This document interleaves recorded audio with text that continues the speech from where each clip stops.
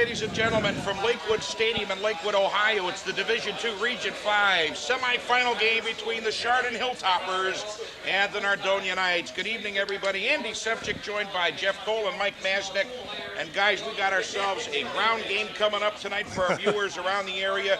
Nordonia, traditional running power with Tom Stockel and Jordan Maben, and then you get the Chardon Hilltoppers with greats like John Bell, Ben Robinson, and Matt Smith. And Jeff, it's going to be ground wars tonight from Lakewood. Yeah, we're going to probably find out early, and I'm anxious, Andy, to see Jordan Maben on turf because I heard during the Bedford game earlier this season it was something to see, doing things that nobody's used to seeing a running back do.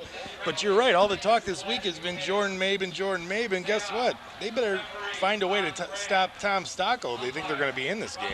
Well, Mike Masnick, again, you had a chance to see Nordonia in their big win over Olmsted Falls last week, and it was Jordan Maben. But you're right.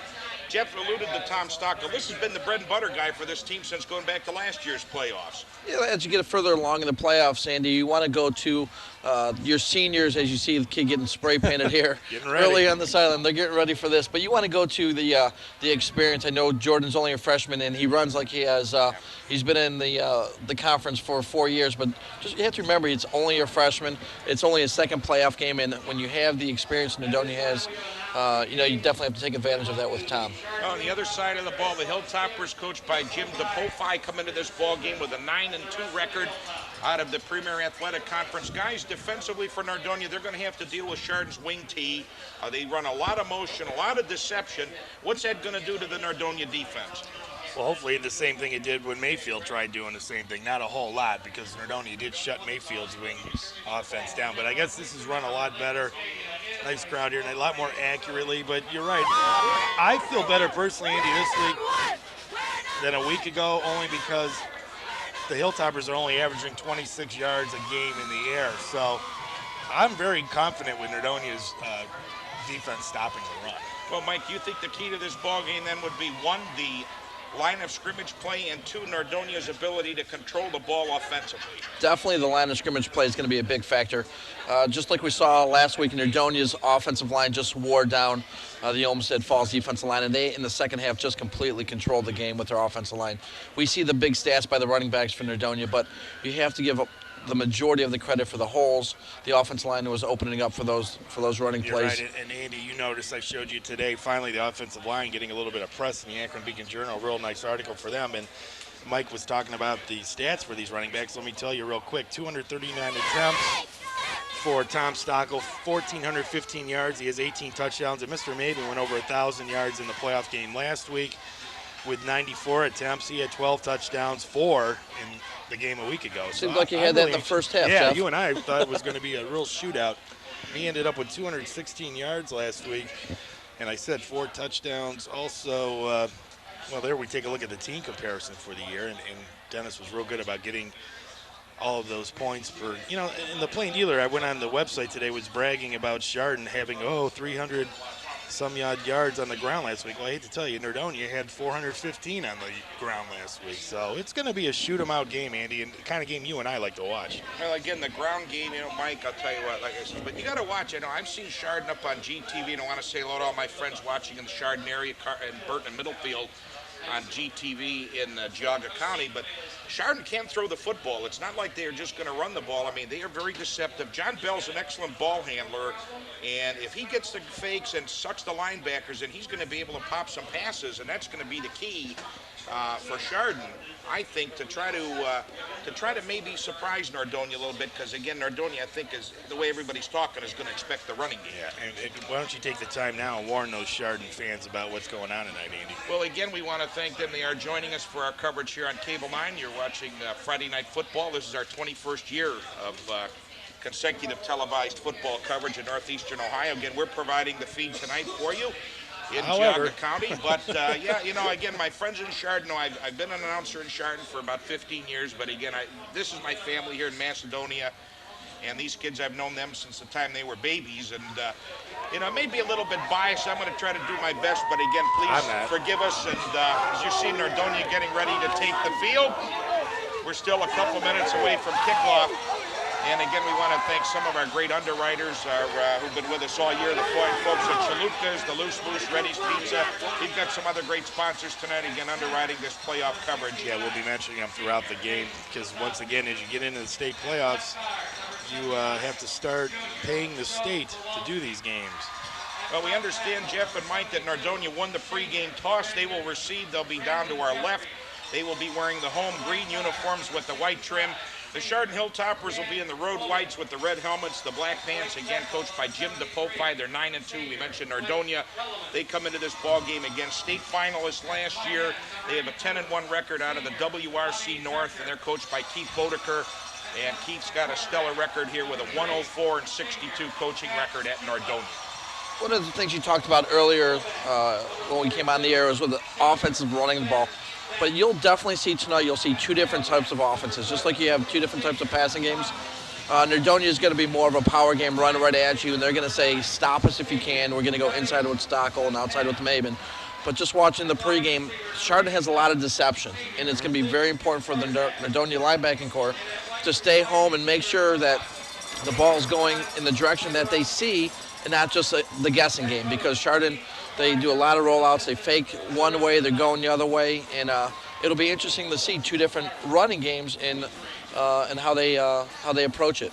And they're going to need a real good game, Andy, out of Matt Chupa tonight, who really didn't have to put the ball out much last week against Olmsted Falls, but it seems like the sync's been a little bit off with him and Smetana and Ty Borowski as of late, so hopefully they've worked that thing out. And he was overthrowing people last week, but on turf, the receivers will be a little bit quicker, so hopefully they can catch up to that. Well, again, we'd like to thank all the fine staff here at Lakewood High School. Yes. They have just a beautiful facility here. Dan Jerome did everything to get us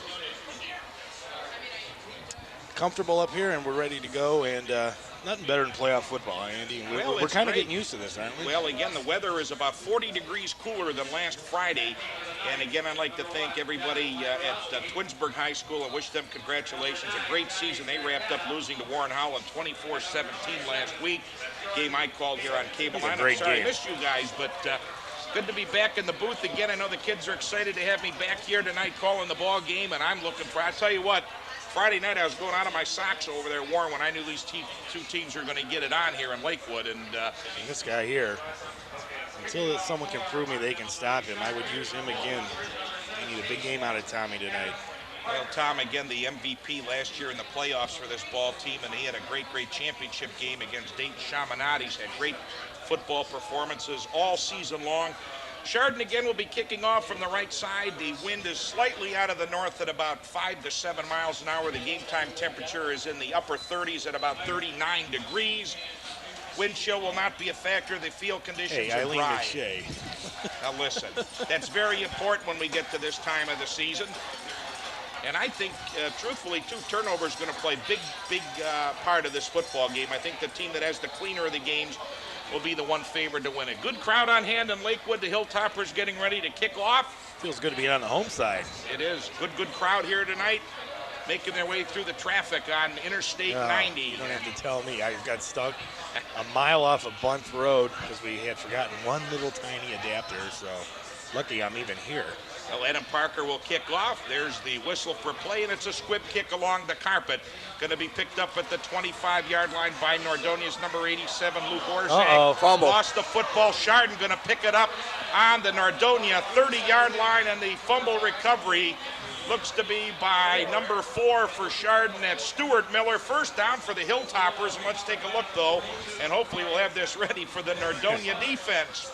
You had the key word, Andy, turnovers, and you don't want to start the game off with one, and they did a smart move. Here we take a look at the defense. Jacob, who had a great game last week, and Kowalski, a player of the week for us a couple weeks ago. It's Batten and Trusnick going to have a big game tonight, and defensive secondary, keep their eyes on that quarterback, because like Maz says, a lot of deception. And again, John Bell starts with Chardon in the wing T offense, single setback. And they're going to run the quarterback keeper. Bell with some running room comes back to the middle of the field for a gain of about 5 to the 26-yard line of Nordonia.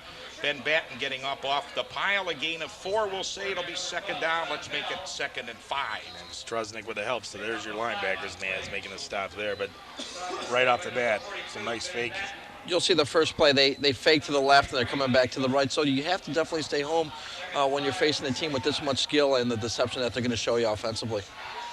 Big second down call for Chardon, one setback.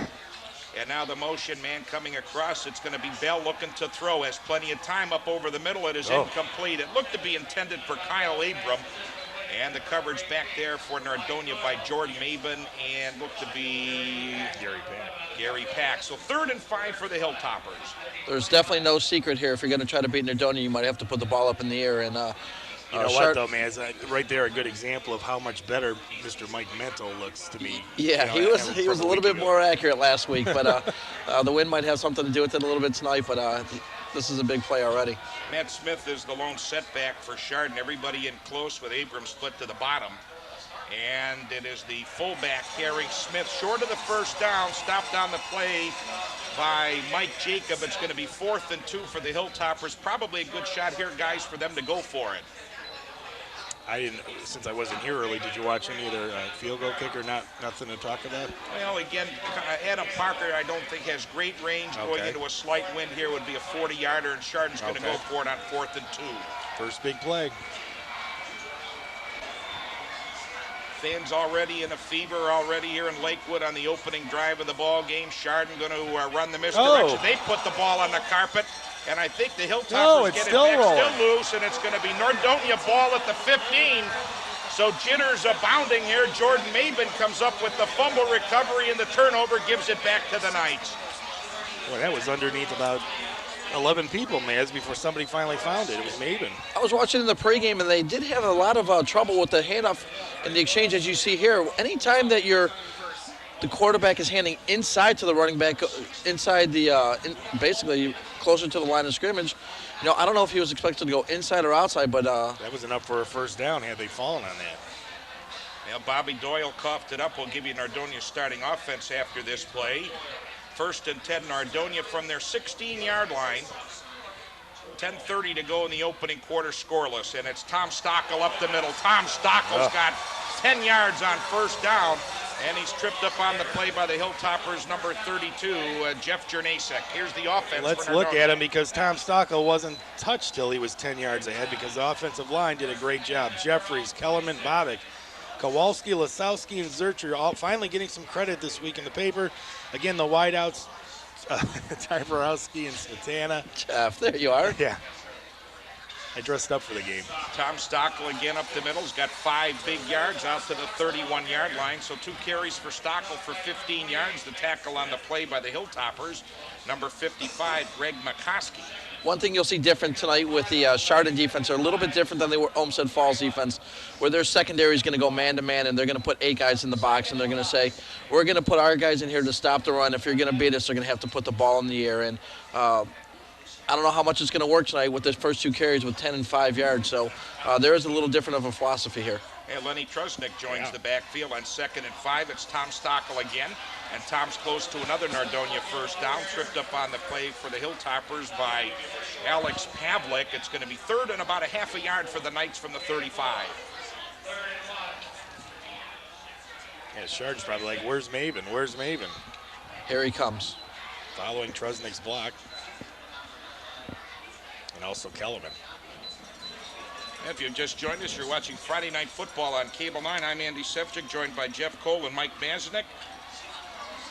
2 turnovers already in the first 2 minutes of this football game, and they're going to hand off to Ben Batten, who I think is going to have enough for the first down.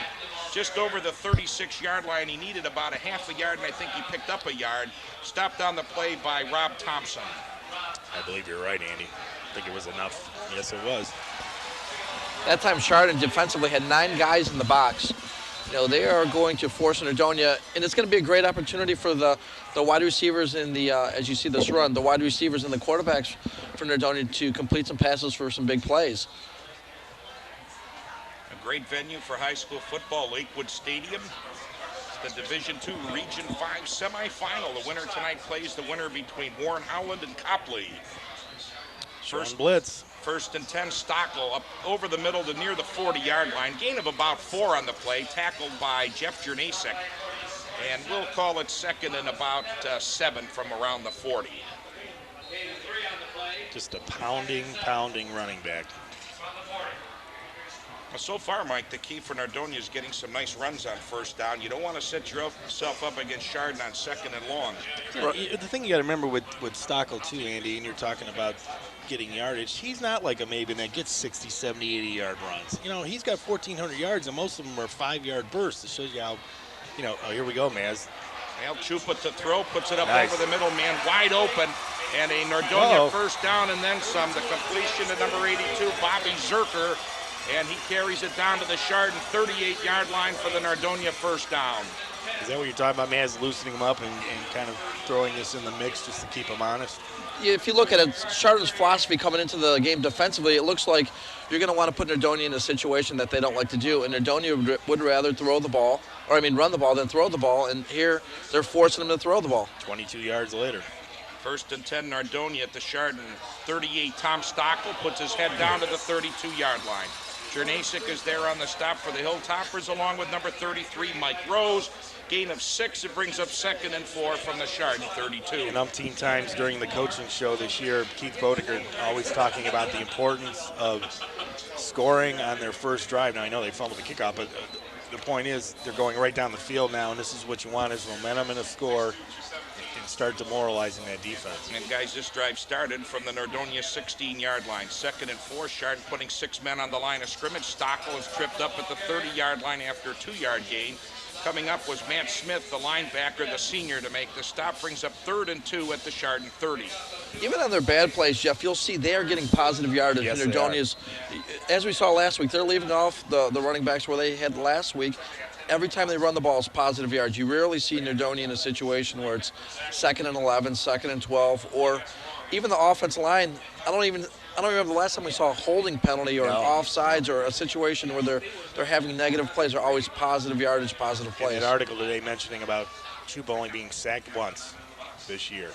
Now Stockel, they put the blitz on him, and Tom's going to be a little short of the first down. And Chardon with a good defensive effort, getting in on the tackle for the Hilltoppers. It looked to be number 55. Once again, Greg McCoskey along with some of his teammates. About a yard short of the first down at the Hilltopper 29. That time, guys, though, they ran some guys and blitzed. Yeah, they have so many guys in the box. They have nine guys in the box or 8 guys in the box. Yeah. They are going to do a lot of blitzing, a lot of stunting, because it looks like Nordonia's offensive line is a little bit bigger than Chardon's defense line, so they're going to stunt and let their linebackers get into the holes and make some plays. 4th and 1 out of the power tee, and it's Tom Stockel up the middle, leaping like a deer, and has the first down at the Chardon 25-yard line. And you put Trusnick and Batten and Stockel, all 3 of them over 220 pounds, and that's a lot of beef back there behind the big line. Oh, Jernasik with the tackle, but not enough. It's a first down, Nordonia. That's why they've been so successful for the last 2 years. I mean, just to have that plethora of size in the backfield, and then you're following the kids that are averaging like 245 up front of you. And he runs hard. Yes. I mean, a lot of times We you'll saw see him running over linebackers last right. You'll week. see a lot of times high school running backs, they might not run as hard, but he definitely runs hard. Here's the first down call for the Knights at the 25. It's Jordan Maben, his first carry. Maben for 3 yards to the Chardon 22. And he's tripped up on the line of scrimmage. Getting a hand on him was number 32. Once again, Jeff Jernasik, the linebacker, the junior, making a lot of tackles for Chardon in that defensive scheme. This is what we were talking about earlier, where Nordonia has the capabilities of going inside with Stockel, and they'll bring in Jordan Maben to get to the outside and use his speed, especially on the turf. Maybe Chardon might change it up a little bit when they see Jordan come into the game than when Tommy's in the game. Well, they better do something because they haven't stopped this yet. 2nd and 7. And Tom Stockel looking for an opening. Carries to the Chardon 19-yard line. Stopped on the play by Rob Thompson. We're under 5 minutes already in the opening period. Nordonia faced with a 3rd, and we'll call it a long 3 at the Chardon 19. Looks like Nordonia's probably going to be in 2-down territory. You might look for him to run the ball here or fake the run and look for a tight end or maybe the fullback out in the flat. But they're probably in 2-down territory. They have a lot of options if they can run it or throw the little the pass out in the flat for the first down. Zerker came back in, their tight end, who they threw to get this series down here. Split wide is Ryan Grostek, number 85 at the bottom of the screen. 3rd in a bunch, and they're looking to throw for it. Good pressure, man open in the end zone, but it's underthrown, intended for number 35, Mark Douglas, who was split at wide receiver. 4th down and 3 now for Nordonia. If you look at the replay, they're trying to get it to the fullback in the flat right here, but it was a good job by the linebackers for Chardon to make the play for covering him there. Look at Coach DePofi and the Chardon hierarchy across the field. Terrific football program in Chardon, Ohio, my hometown now for the last 16 years, and it is just nerve-wracking to call this ball game tonight. They've got tradition. They do. Nordonia has Stockel and Maben in the backfield here. 4th down and 3, everybody on their feet now on both sides of the field. And Chupa's going to throw blitz. It's a little screen to Maben, and he's got a lot of room in front of him. Jordan Maben, he weaves his way back to the 10, looking for the flag, and he's down to the Chardon 2 with a 1st and goal for Nordonia. That's what that kid can do. And he looked like he was caught back there, and I'm anxious to see what happened. Because this is a great call, too. You see him in the open field, and he is look at that. Very difficult to tackle when you get him in the open field. That's a 15-year-old kid out there playing with the poise of a 21-year-old. Jordan Maben gets Nordonia 1st and goal at the 4, and I believe the Hilltoppers want to spend a timeout with 3:56 to go. And watch this effort again by Jordan Maben. He just slices and dices his way through there, because it looked like they might have him caught, and we knew darn well they wouldn't. Well, we may want to mention one of our underwriters tonight. We have a lot of them for you here tonight. A lot of repeats from last year, which is great to see also, because, in fact, that was our first one last year, Andy. MPT Fastener Corporation, who Mr. Bill Armstrong and a staff of 3/4 of Nordonia graduates, I was told to say, works there, and all kinds of stamping and screw machines. They have everything, Andy. Tell you, from small quantities to large, no order is too small for MPT Fastener Corporation, East Highland Road in Macedonia. Thank you, Billy. It's nice to see. I was talking to Coach Hollifield for a lot of these players, and he was talking about all the players that he had growing up in the Pee Wee League. Yeah, a lot of these kids. In fact, a lot of kids on the Twinsburg team also. Yeah, he was saying there was quite a bit in the Twinsburg game, too. Here's the 1st and goal after the Chardon timeout. Full house backfield from the 4. Tom Stockel looking to put his head down. Chardon's there defensively, but Stockel will not go down until he gets to the 3. Finally shoved back by number 42, Corey Comertz. And it's going to be 2nd and goal at the Chardon 3-yard line. And this drive started back at the Nordonia 16 with about 10.5 minutes to play in the quarter. The clock now sits at 3:30 in the 1st period.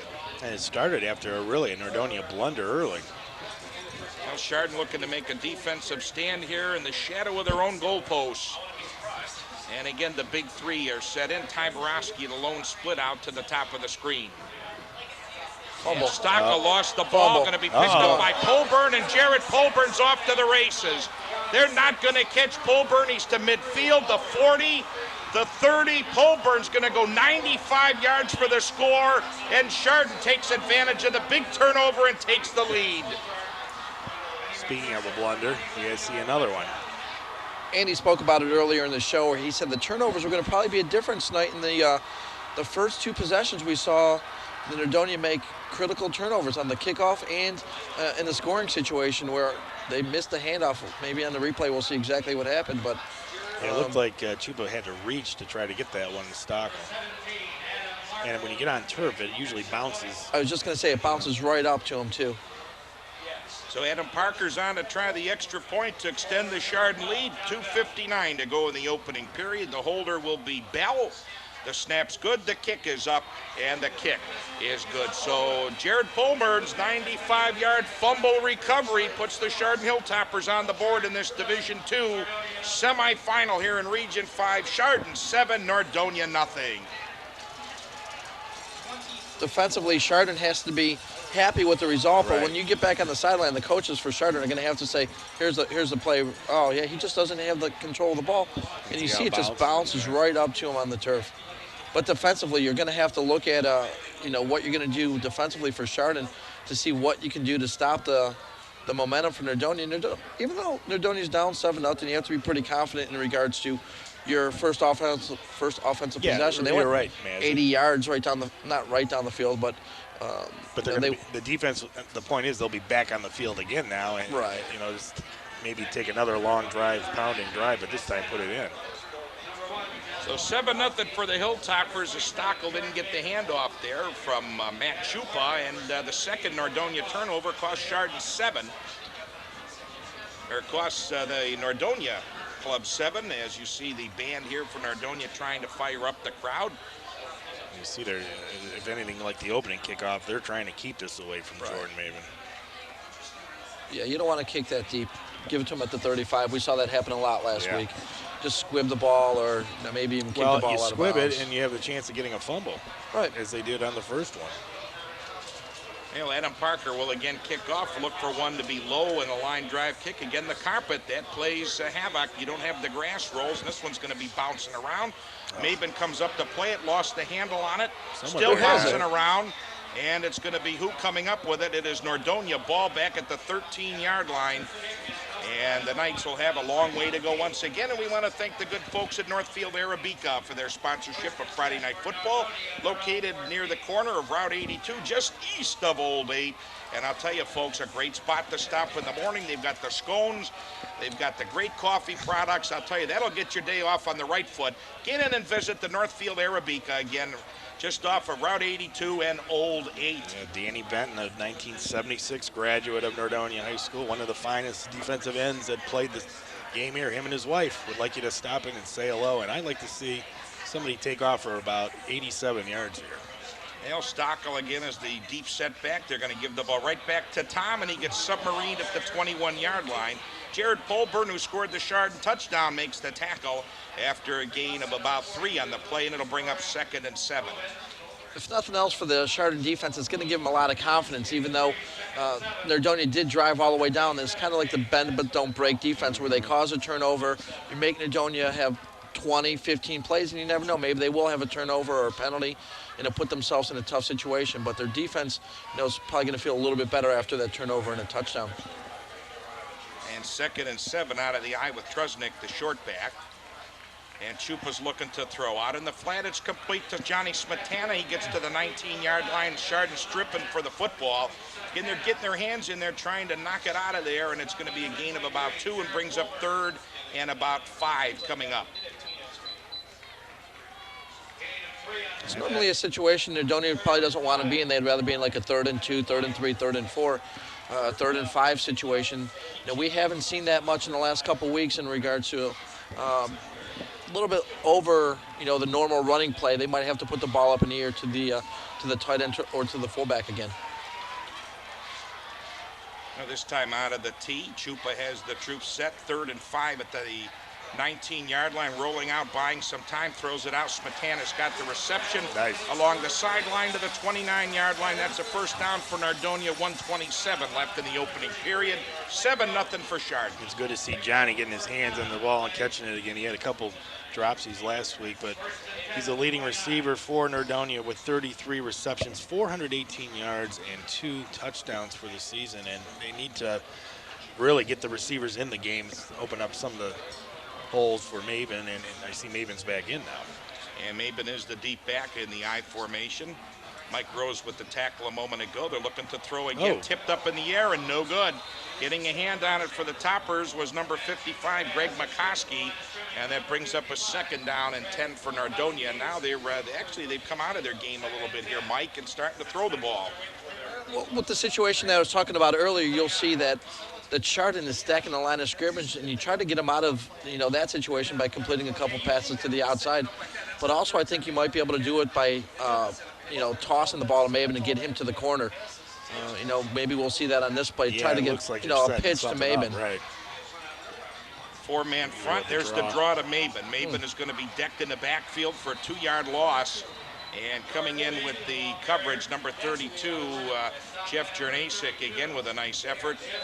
And that's a loss of 2, and it brings up 3rd down and 12. And Nordonia not having much success now up the middle of the field. Jeff, we saw last week when they were pitching the ball to Maben to the outside. They really didn't have too much success with him up the middle. No, they didn't. As they did as when they were getting him to the corner. I think that's what they're going to have to go to. And why wouldn't you use this turf to his advantage and get him to the outside? They couldn't stop him on grass. 3rd and 12 for Nordonia out of the tee. Chupa's going to throw. Here comes the pressure. Biding time, throwing one downfield. It is complete. Nice. And Johnny Smetana had to wait for it, but he's back to a familiar spot at the 38-yard line again in front of the Nordonia bench. First down for the Knights, converting a 3rd and 12. Not a real pretty pass, but Chupa managed to get it there. Unfortunately, Smetana had enough yardage in front of him to be able to wait for it. Yeah, he had beat him so bad early. He did wait. Nice catch by John. Well, I don't know, Mike, if you noticed, too, we saw it, Smetana in the foreground, and he baited Rose to an out pattern, and then when Mike Rose turned, Smetana headed downfield, and Rose couldn't get back, and it caused a tremendous gain for Nordonia. And they've got 1st and 10 with 9 seconds to go in the opening period. And Jordan Maben up the middle. He's to the Chardon 34, gaining 5 yards on 1st down, and that'll be the end of the first period. A very quick period indeed here from Lakewood Stadium in this Division II Region 5 semifinal playoff game. And after one, the score, the Chardon Hilltoppers 7 and the Nordonia Knights nothing. So how about that Chardon offense? How many plays do they have? I think 3 plays and a fumble, but nonetheless, there they are. 7-0.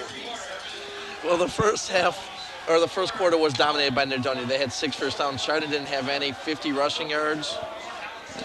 50 rushing yards for Nordonia, 83 yards passing.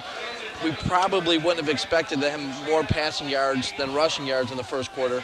Well, and Andy's going to go with Chalupas. I got to go with Chalupas. Galen Chalupa. Chalupa's a sandwich king. The corner of Broadway and Alexander Road. They've got snacks, party treats, beverages, lottery, free parking, more. The great spot to go for your football orders. Chalupa's the sandwich king. Also, the good folks, Carl Coltrone at the Loose Moose Cafe, the Sagamore Square Shopping Center, 468-2620. Open Monday through Saturday for your dining enjoyment. They've got 10 screens to watch the football, basketball, NHL, all ready to go now at the Loose Moose Cafe. And the great folks at Reddy's Pizza. Give them a call at 405-4556, corner of Ravenna and Shepherd Roads. The folks at Reddy's Pizza ready to serve you right now with locations in Twinsburg and Maple Heights. I'm ready for Nordonia to serve us up 6 points. Come on. 2nd down, 5 as we start the second period. Nordonia now heading down the field, and Ben Batten up the middle. He gets submarined at the 30. And Chardon going low to make those tackles, and a good tackle it was by Corey Commerce. And it's going to be a 3rd down and about 1.5 yards here for Nordonia on the Chardon 30. That was amazing. Chardon with 8 yards of offense. They had 3 plays and a fumble, and they lead 7-0. But again, this Chardon defense can win football games. They've done it throughout the season. I don't care how ugly it looks. They're winning. That's the key to this. It's do or die when we get to this part of the season. 3rd and short. Batten going to have the 1st down, and he gets popped a couple of times at the 28-yard line. Getting the hand on him first was Matt Smith. One thing on the replay that you'll see a little bit different than you have seen in the weeks past against Nordonia's opponents, Chardon is making them earn every yard. You know, they're hitting them hard, they're coming up, they're filling the holes. You're not seeing Nordonia getting hit 5-6 yards down the field. They're hitting them at the line of scrimmage, exactly. So they're playing physical defense. You know, Nordonia has made a couple adjustments in passing, which I think they're going to have to do tonight. So it's going to be nice to see how it's going to play out. Well, Mark Douglas split to the bottom. They're going to go to Jordan Maben. He gets nothing going there off the left side. I don't know. I just don't know. He doesn't have the size really to be going off tackle. I think you need to try him to the outside. Yeah, I mean, they have handed him the ball awful lot up the middle. It's almost like the Eric Metcalf thing when he was with the Browns. Why are you giving Metcalf the ball up the middle? Get him to the outside. It's like Jordan. Just pitch the ball to him and let him use his speed to get to the outside. 2nd down and 10 coming up. Commerce on the tackle once again for Chardon. Good ball game tonight from Lakewood. The winner again plays the winner of Warren Howland and Copley for the regional final next week at a place to be determined. We're not even going to guess tonight because we were way off on this week. And a penalty flag, possible delay of the game, going to go against Nordonia as the umpire throws the flag. And here's the call. Delay game on the offense. 5-yard penalty, remains 2nd down. We're seeing a couple things tonight that we haven't seen in the past few weeks with Nordonia. We talked about turnovers and penalties. We really haven't seen them. They've been pretty disciplined on offense, and in the first quarter and 2 minutes, we've seen 2 fumbles and a costly penalty that's going to put them in 2nd and 13. And that's just getting in and out of the huddle. The coaches have to make that call, get your guys to the line of scrimmage. get the playoff. And that's no excuse, Mike, when the bench is right in front of you, so Right. they don't have that far to go down the field. Second down in a bunch. Look out. Chupa's setting up the screen pass, and it's Maven, Oh. and he is going to be decked all the way back to the 42. And in the play again, Corey Commerce, and he's been all over the field tonight for Chardon.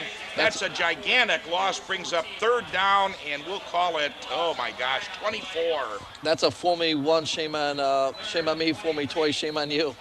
I think Chardon was sitting there waiting for Maven to catch a screen pass there. Now what do you do when you're third and You 27? can air it out. Probably draw. Draw play. Field goal out of the question would be 60 yards.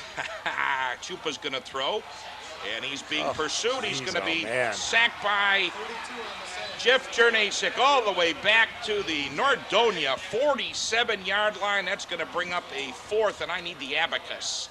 Fourth and about 35 for Nordonia. I think I'd set that line down, have a little talk with them. That was the worst they've looked all year in that series. Like we said earlier, anytime you come up with a turnover, you come up with a defensive touchdown, it gives your defense a lot of, inspiration. And Chardon's defense on the first drive, it just looked like they were giving up, 5, 6, 7 yards at will. And now they have inspired play. Polburn takes the punt return at the 21-yard line. That's as far as he's going to go. That's a kick of about 37 yards for Nordonia. It'll be Chardon ball, their second possession of the game with 8:56 to go here in the first half, and the Hilltoppers lead 7-0. The defense has to come up with the big play here to get the crowd back into the game. Chardon's sideline showing a lot of enthusiasm. All their players are jumping up and down. You see the Nordonia sideline, the guys are, they're kind of quiet. They're not jumping around like they usually are. Bodeker's got the most of the offense on the bench right line, now. yeah. Most of the line, and Chupa, and discussing some things with them. Here's Bell going to run the offense. They're going to hand off to the tailback, Matt Smith, up the middle of the field for a gain of about 5. Give you Chardon starting offense. We haven't had time to do that. John Bell is the starting quarterback. He'll have Ben Robinson and Matt Smith in the backfield, along with Gerald Polburn at a wing. The offensive line starts Bob Thompson, number 51, Greg McCoskey, number 55, Matt Hochberg, number 71, Ryan Dornan, number 73, Gary Schussler, number 77, and the wideout is Kyle Abram, number 3. Well, second down and 6 will be the call coming up for the Hilltoppers at the 25. There's the misdirection, and they're going to carry on Jared Polburn, going to be close to a Chardon first down up over the 30-yard line. Ben Batten is there on the stop, along with number 11, Gary Pack. I'd say that was a stop. He's awful slow getting up after that hit. This is the play they ran in the first drive where the handoff was inside where he fumbled, but he almost fumbled that ball too, right there. It was a good hit by the linebackers, Batten and Tresnick. The linebackers are, they are hard hitters like we've seen in the past. And we're faced with 3rd and 1 now for the Nordonia defense. Chardon in good shape. They lead 7-0. Their second offensive possession. Nordonia's held the ball most of this ball game. Polburn, the motion man. Smith is going to be stopped short. Ben Batten nails him for a 1-yard loss. It's another 3 and out for Chardon. And they'll have to kick it back to Nordonia with 7:30 to go in the first half. I think people forget how quick Benny Batten is in the linebacker spot. Look at that. He was in that backfield right when that ball got handed off, and some help also with Papara. Very fast. I was looking at him when they came over the line of scrimmage. I thought Chardon could just sneak the ball over the guard, but you know what? Batten fills that hole so fast. He's like a flash in there. Well, Corey Commerce will be on the punt as he kick it out of bounds away from Maven. What kind of strategy will Jim DePofi have?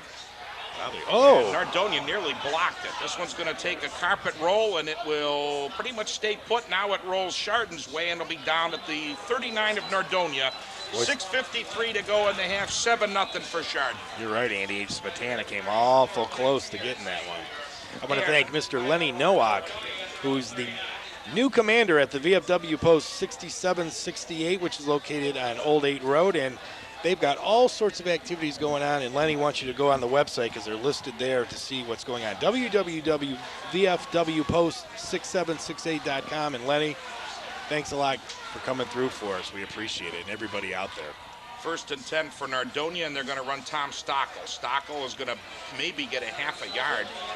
And Chardon's defensive front doing a nice job on the line of scrimmage, coming up with the tackle number 44, Alex Pavlik. It's a gain of a yard, brings up 2nd and 9, and that's the key right now, Mike. Chardon is doing a good job on the defensive front. The defensive front is, I mean, they have 9 guys against Nordonia's 7, so they are going to have an advantage. Nordonia's going to have to try to get to the ball to the outside with Jordan. I would think they're going to have to pitch the ball or at least get him in the game to show the threat that they can get to the outside, which Nordonia hasn't even tried thus far tonight.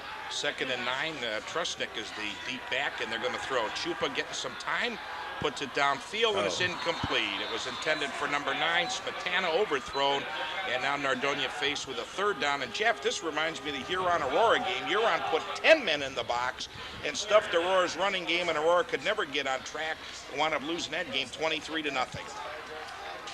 Well, yeah, I'm hoping we don't see a repeat of that. I just think you've got to get Maven to the outside. Well, still 6 minutes, 10 seconds to go to the half. Chardon's had 2 possessions. They've yet to get a 1st down. They've had 6 offensive plays. Nordonia's had the ball the rest of the half, but when they've gotten down inside the 20, the sledding has become very difficult.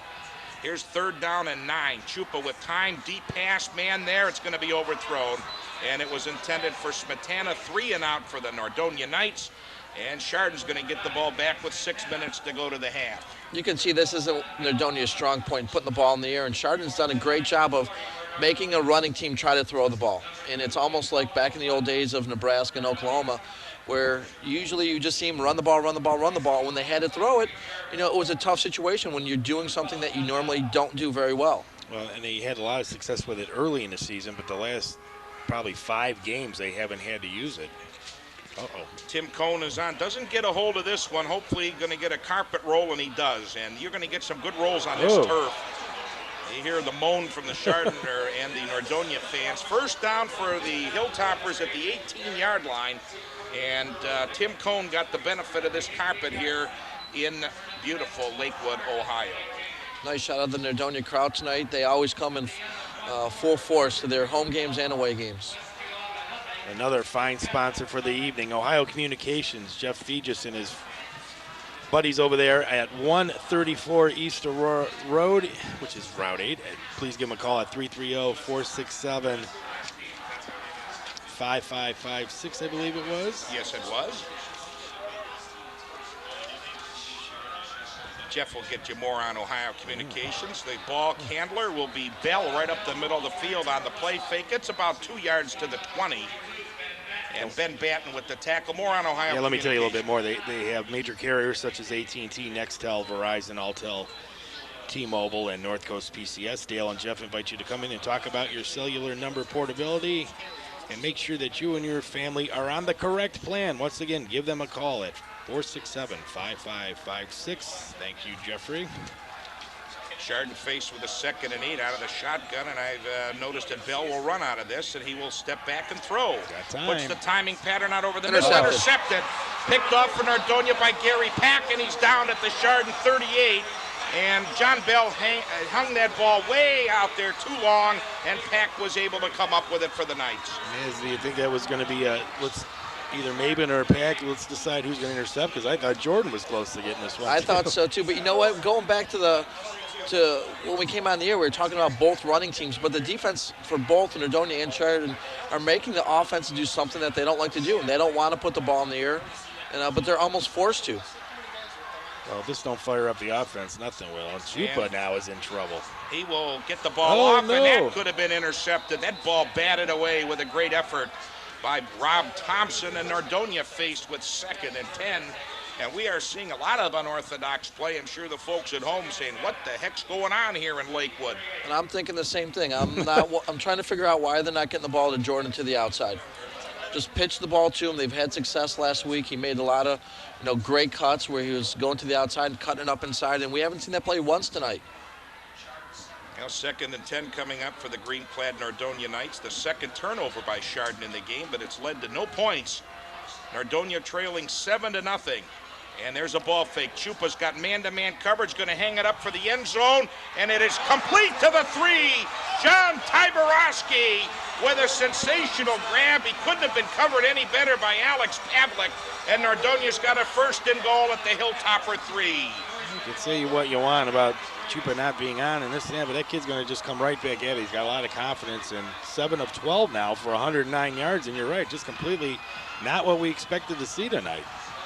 It's a good job by John concentrating and getting that ball and hauling it in. And now the bleacher creatures who emailed me and said, put us on, you're on, boys. First and goal, Nordonia at the Chardon, 3 trailing 7-0 in the Here comes the crowd. They'll give it to Stockel. He leans forward to the 1-yard line, and he's inches away from the end zone. It'll bring up 2nd down and goal, and the tackle made for Chardon by number 62, Alex Kevern. He was close, wasn't he? Oh, I guess he is right at the 1. Or do they put Stockel in at quarterback and just take the keeper? Now they're going to leave well, lately, Chupa in? yeah, lately they just let Chupa force it in. Clock running with 4:10 to go in the half. Nordonia looking to tie. Stockel's in for the touchdown. Tom Stockel takes it in from the 1, and we've got a 1-point ball game. More importantly, they've got their home crowd back into this, and they got some confidence back. Because Chardon's yet to show me they can move on offense. And a very nice drive of 39 yards after the interception by Gary Pack sets it up. And Squirick is on to try the extra point for Nordonia. It's good to get Tom back in there. You know, he's the one that fumbled that 95-yarder. It's good to get him right, fired showing the up confidence again. that you're going to give him the ball on the 5-yard line. He's been he's been your workhorse the whole season. So, no reason not to give it back to him. Right.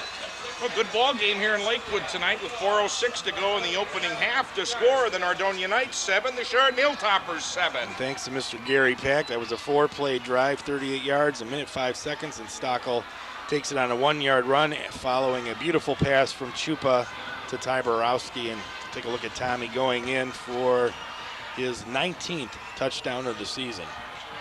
Yeah, that's what Nordonia needed. That was a good tonic there, again set up by the interception. And again, it's been a heck of a ball game, 7-7. Jared Polburn got the scoring started with a 95-yard fumble recovery. Looked like Nordonia was going in to score, and a miscommunication. Stockel never got the handoff, and away Polburn went. And now, after a Chardon turnover, we're tied up at 7-7. It'll be interesting to see what Chardon does when they get the ball back here. They went to 3 wide receivers on the last offensive possession. They try to put the ball in the air. You might want to see him go back to the conventional run with only 4 minutes to go in the half. Grind out a couple first downs. Have they had a first down yet today? No, they still are short with one. They have not gotten one yet. Without a first down in the first half, and it's 7-7. In fact, they've only had 6 plays offensively, and we played already 22 minutes of football. That is a shocking number. Here comes the kickoff by Squirick. He's going to go to the squib kick. That's going to take a roll out of bounds. It's going to cost Nordonia 5. And they'll try it once again. And that's one thing about the carpet, guys. I'll tell you what, I don't care how long we've been on the air. When you play on this stuff, the guys squib the kick each and every time. I see it everywhere I go. They squib kick it. Maybe they need to start playing on grass a little more. I think you need to squib kick it in bounds, though. I agree with that. Look at Nordonia's cheerleaders, who I think are wearing a little bit more clothes than they were a week ago, man. What a difference. It has to be about a 50-degree difference in temperature. Yeah.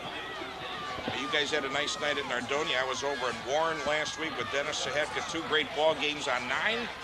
We're heading to the till here again tonight in our 21st season of Friday Night Football on Cable 9. No backs, quarterback draw. John Bell as the motion man. They're going to run the sweep, and this is Matt Smith with a little bit of running room. Smith brings it out to the 39-yard line. 4-yard gain. Ben Batten on the stop. Along with Struar. I mentioned tonight, if it looks as though this is our last game, we will have the Players of the Year tonight. If it looks like Nordonia is going to go a little bit further, we'll hold off. Some tough selections. There's the hierarchy there, Jeff, on the bench.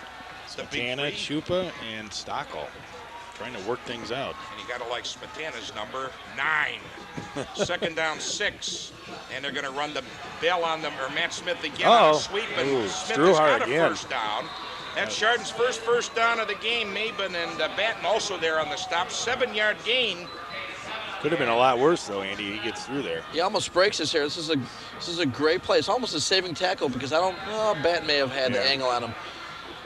That's the advantage to the wing T. You get your running back with a full start and just hand him the ball as he comes in front of you, and he's got to jump on everybody on the line of scrimmage. The only thing that's tough when you run that against Nordonia is their defense is so fast. It takes a long time to get to the corner with their linebackers being as fast as they are. I don't know how successful that's going to be. Try it the other way. Matt Smith, no, they keep this time, and they didn't fool anybody. No. And John Bell does the right thing, runs out of bounds, takes a seat on the Nordonia bench. That's a loss of 3 back to the 44-yard line, and not being fooled on the play was Anthony Galewood. And one of the reasons they weren't fooled is he ran into his running back. Kind of slowed everything down. There you go. Sit down, join us. Kyle Vargo there also for Nordonia defensively. Second, and we'll call it 13 for Chardon. Ball spotted at their own 45. A 2:58 to go to the half of the Nordonia High School Marching Lancer Band show. No back again. Here's the wingman, and they're going to run this sweep once again to Smith. Turns the corner, gets back to the original line of scrimmage, and that's it. And getting up there with the big hit for Nordonia, number 79, Joel Kowalski, gain of about 3. It'll bring up third down and 10. Gale would help too. That play seems like it takes too long to get to the corner. I mean, Nordonia's linebackers are very fast. It takes too long, and you're right, on turf, that just gives the linebackers that much more time to get over there. Yeah, it looks like Nordonia's open up the middle. If Chardon can just run the ball, between the tackles, it looks like they might have a little bit more success, but I guess you can't change your offensive philosophy in week 12 of the season. Yeah, the key to that play, though, is to sucker Nordonia. They may fake that and then run back the other way, and they're hoping to have Nordonia bite on it and have an open field. Now they got all kinds of misdirection, and a delay of game foul is going to go against Chardon. 2:09 to go to the half. Play a game on the offense. And we do called for either. Yeah, I want to let the Chardon viewers know watching at home there that the band show for you guys will not be on Cable9. We only tape the home bands because we do make some tweaks and adjustments to our equipment at halftime and give our crew a little bit of a break to get some of the fine wares here at Lakewood Stadium. It's been a long day for us. And our crew always does a great job here on Cable9. After the penalty, brings up third down and about 15 coming up for Chardon. The ball spotted back at their 43-yard line. And Bell's going to run out of the shotgun, and he's been known to run the draw out of this. And he quick kicks it. That's a good call. There's nobody back for Nordonia. That's going to take a roll, and it's actually coming back the other way. Chardon's going to down it at the 21. 2 minutes to go to the half. Nordonia's got some time and a full complement of 3 timeouts and a 7-7 tie. We saw this last week. You weren't there last week, but unlike last week, I think that's a pretty good idea this time. Right. Olmsted Falls did it last week with 4 minutes left before halftime, and Nordonia got 3 points out of it. But a completely different situation. Yes. Olmsted Falls was more of an offensive, they were more of an offensive power. They were going to put the ball in the air. They were a lot deeper. Yeah. In this situation, it's probably a good play. Nordonia's 78 yards from scoring, and they've, Chardon looks like they have a better defense.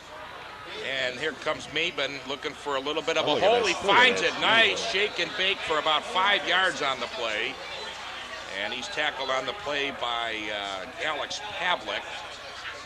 He did a nice job just to get 5 on that play. Yeah, look at this.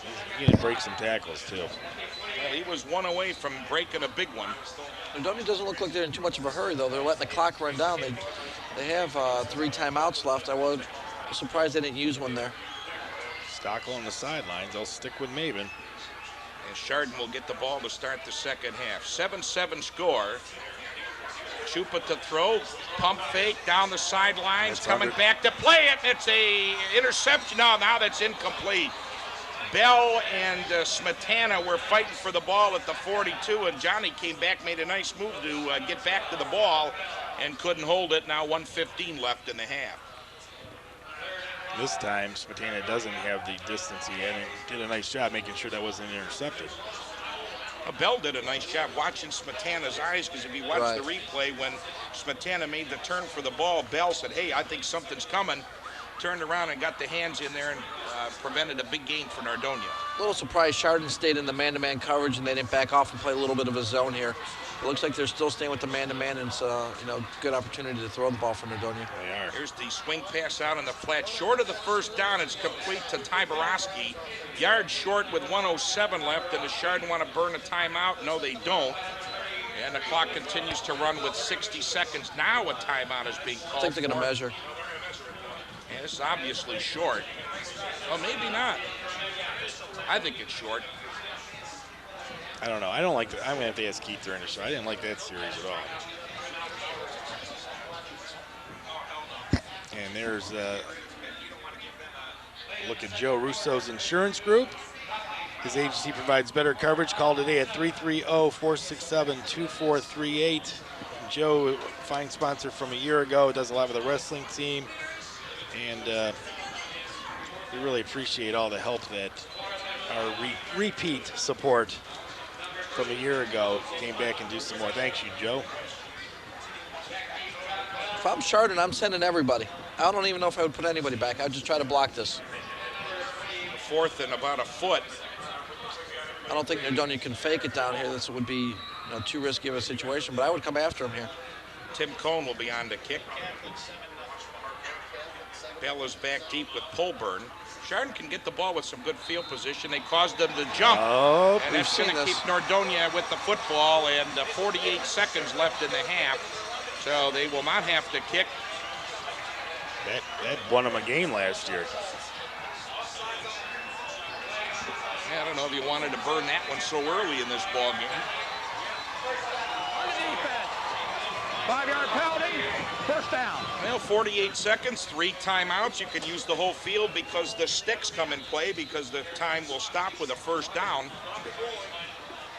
And Ty Borowski split wide, but Chardon's safeties are sitting back for about 10 yards on the play. Nordonia takes a timeout. I got to get organized up here. You do, man. Papers everywhere, Jeff. Well, that's what happens at playoff time, folks. It's kind of interesting play calls here. They used that with 48 seconds to go on your own 30-yard line when you weren't using timeouts to stop the clock earlier. Now you go to the line of scrimmage after your offense has been on the sideline and they have to burn a timeout. Well, again, with 45 seconds, anything's possible. In the Twinsburg game last week, the Tigers actually ran out of time. They only had about 23 seconds and actually got into field goal range, and then finally a play that cost Twinsburg some yardage did not allow them to try a chance to win that game in regulation time. But hey.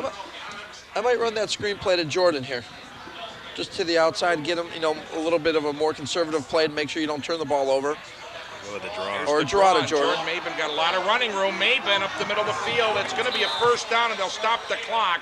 Nordonia's going to quickly get to the line. 38 seconds. Maben with an 11-yard gain to the 48-yard line. Ty Borowski split to the bottom. 2 receivers to the top. He's got Smetana and Douglas. Still not rolling. They'll get the sticks marked, and they'll wind the clock. Chupa quickly to the line, calling the play. Gonna throw. Trouble. Smetana nearly lost the football down to the 40, and now Nordonia will be in no hurry, and a good play by the Chardon defense. The tackle made by Greg McCoskey. They burned the timeout. The defensive end does an outstanding job of just running over Jordan there to get to the quarterback. Chupa's lucky he didn't lose it. Yeah. I think they were going to me, but I think they wanted to roll out and throw him the screen, but nothing was available to him. And 24 seconds left in the half. Hey, we'll have trivia in the second half. Jeff, what are we giving away tonight for our Nordonia some more viewers? Gift certificates for an area restaurant. I want to mention, too, the Nordonia Athletic Boosters. This is from Joe Russo. We're happy to let you know that spirit wear that's been so popular all year long is still available. There's great varieties, styles, and colors for all sports, and not just football, all sports. I saw wrestling and everything, and they'll make great gifts for the holidays. You can call the Boosters for more information at 330-467-2970. Again, that's from Mr. Joe Russo, who will donate $5 to the school's athletic association if you call him and fill out a business or family application. Let's go back, Andy. Second down and 17. Chupa to throw, throwing a deep downfield. Man is open. First down, Nordonia at the 29. 16 seconds left in the half. Johnny Smetana wide open, and he's been that way most of the night. Same play that we saw earlier. He's running it out. There's a little pump fake. Yeah, and then he's turning upfield, and he's coming right into your living room. Brian right on top of that. Well, we saw Squirick warming up a moment ago. 15 seconds and running. And Chupa spikes the ball. 12 seconds left. I wonder, you called him Smetana before. I said, what do you think, we're doing the 88 playoff game with Naz? That's what Smetana was, his uncle was quarterbacking. I scored. You did score. I would have scored there. I would have made a move and made that defensive back miss. I'd like to see you try it today. That'd be pretty hysterical. That'll blow out a knee. You bunch of thugs, you. Hey, don't forget, at the end of the ball game, we'll announce a Nordonia night that will be a recipient of a $20 gift certificate. From Yeah, and the only Schools one. Cafe. Jeez, you cost me a fortune last week. Well, in they Twinsburg. deserved it, the kids. 2nd and 10. Chupa being blitzed backside, going to the flag man there, but can't catch up to it. Looking for Smetana with 7 seconds left. And I still think they got enough time maybe to get one over the middle with 1 timeout left. I agree. I thought they were going to do that in the last play, just maybe a tight end or a quick slant, get down, call timeout, and maybe try to kick a field goal. Try to get 3 like they did a week ago. Right, exactly. Of course, they had 2 extra minutes a week ago, which they could use. There was 7 seconds left, and Nordonia really got to burn a timeout. They don't. Well, no, they actually do. They do need it right here if they can get a quick little pop pass. Yeah, right over the middle. Try to get about 15 yards, call a timeout, and get in a field goal range. 3rd down and 10. What am I thinking about? I've had a short night of sleep tonight. Chupa, quick drop. Now he's got to go to the end zone. They're going to got to get down. Yeah, Maben gets out of bounds with 1. Oh, no. Wait a minute. Are they going to put a second back on the clock or is at the half? They're going to flag the coach for being out on the field. Well, Keith Bodeker wants a second, and I think he's got a legitimate right. He does have a legit. I looked up and it was still at 1. The referees are having a conversation. That's it. They called it half. That's the end of the half. That's so terrible. It has been the heck of a half here at Lakewood Stadium. Do not blow the calls, refs. This is the playoffs. That was almost a play that we saw a couple weeks in San Francisco. That's terrible. Where the wide receiver just needed to get down to call a timeout. Oh, 7-7 at the half. Stay with us. Nordonia Knights Marching Band coming up right after this.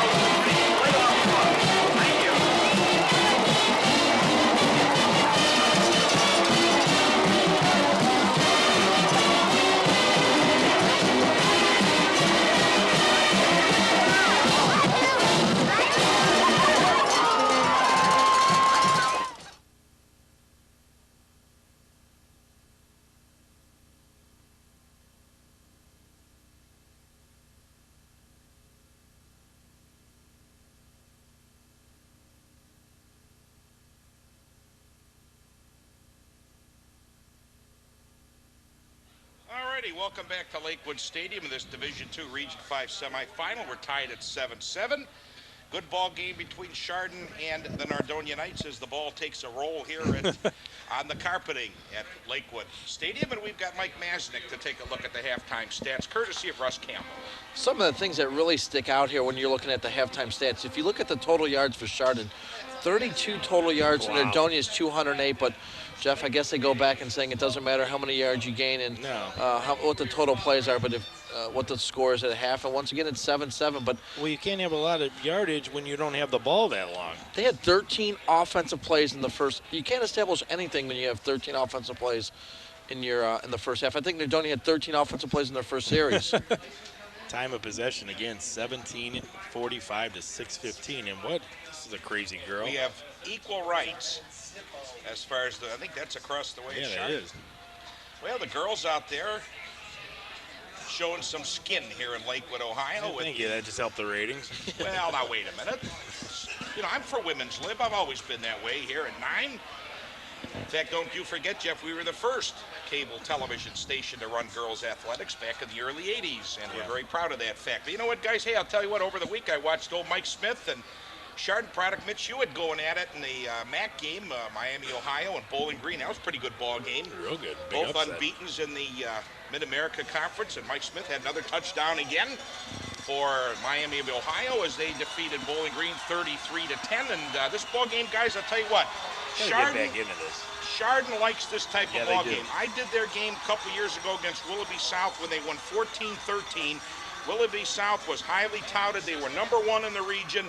Chardon beat them, and I'll tell you what, Jim DePolfi will take this type of ball game because, you know what, running that wing tee, they always tend to break one big and set up a 14-7 lead. And the way Nordonia's been running down the field but not getting anything into the end zone might put Nordonia on their heels a little bit if Chardon can score on this first drive of the half. If you talked to Chardon before the game, you would have probably, they would have been happy or ecstatic with the 7-7 tie at halftime.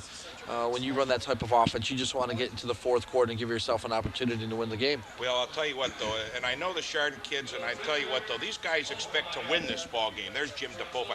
They don't expect to tie or play with. They want to win, and they expect to win, and they're doing a great job of it. I know they haven't had the ball, Mike, but they've got a 7-7 ball game, and I agree with you there that they will take that. What they've done is take advantage of Nordonia's mistakes. And I mean, how often are we going to see a 95-yard fumble return for a score? But yeah, Nordonia's dominated everywhere but on the scoreboard, and this is going to be a key opening drive. And a week ago, man, as we saw on the second handoff after the kickoff, Olmsted Falls fumbled, and they kind of fell apart right after that from that point on. Right, the first drive after the half is very important, where you go in, your coaches make a lot of adjustments. They see what happened in the first half. Then you can see, what's working, what's not working, where your advantage is going to lie. And I think with Chardon, what they want to do is keep that one back in the backfield. When they spread the field out and they took the running back out of the backfield, they were running more east-west instead of north-south. So you'd have to look for them maybe to keep one back in the backfield, try to run the ball up the middle, try to be a little bit more honest with the running game. Oh, we're about ready to start the second half. Squirick will kick off for Nordonia into the wind, and he puts this one along the carpet, and it's going to take an egg roll down to the 12-yard line where it's going to be John Bell up the middle of the field, and Bell gets a nice return out to the Chardon 39-yard line. That's where the Hilltoppers will start their drive here in quarter number 3. And you're right. We've only seen 11 offensive plays from the Hilltoppers, and Nordonia's defense is going to have to try to get something here, like the ball back. Well, I had a chance to walk by the Nordonia locker room trying to get to the truck at the half. It was very quiet in that Nordonia locker room. There was not much talking going on in there, and John Bell with the Hilltoppers 1st and 10. Jared Polburn going to run a sweep, and he runs into some resistance, namely by the number 41, John Pepera. He's had a good game. And that's no gain on the play. That'll be a 2nd and 10 coming up for the Hilltoppers. They have been in that situation quite a bit this evening, and anytime you have a running game where you're relying on 5, 6, 7 positive yards at a crack, when you're in 2nd and 10, that puts your offense in a difficult position offensively. Bell going to keep it on the quarterback draw, and he picks up about 3 yards running into the stiff Nordonia defense. from his nose tackle spot. Joe Kowalski with the stop after a 3-yard gain brings up 3rd down and 7.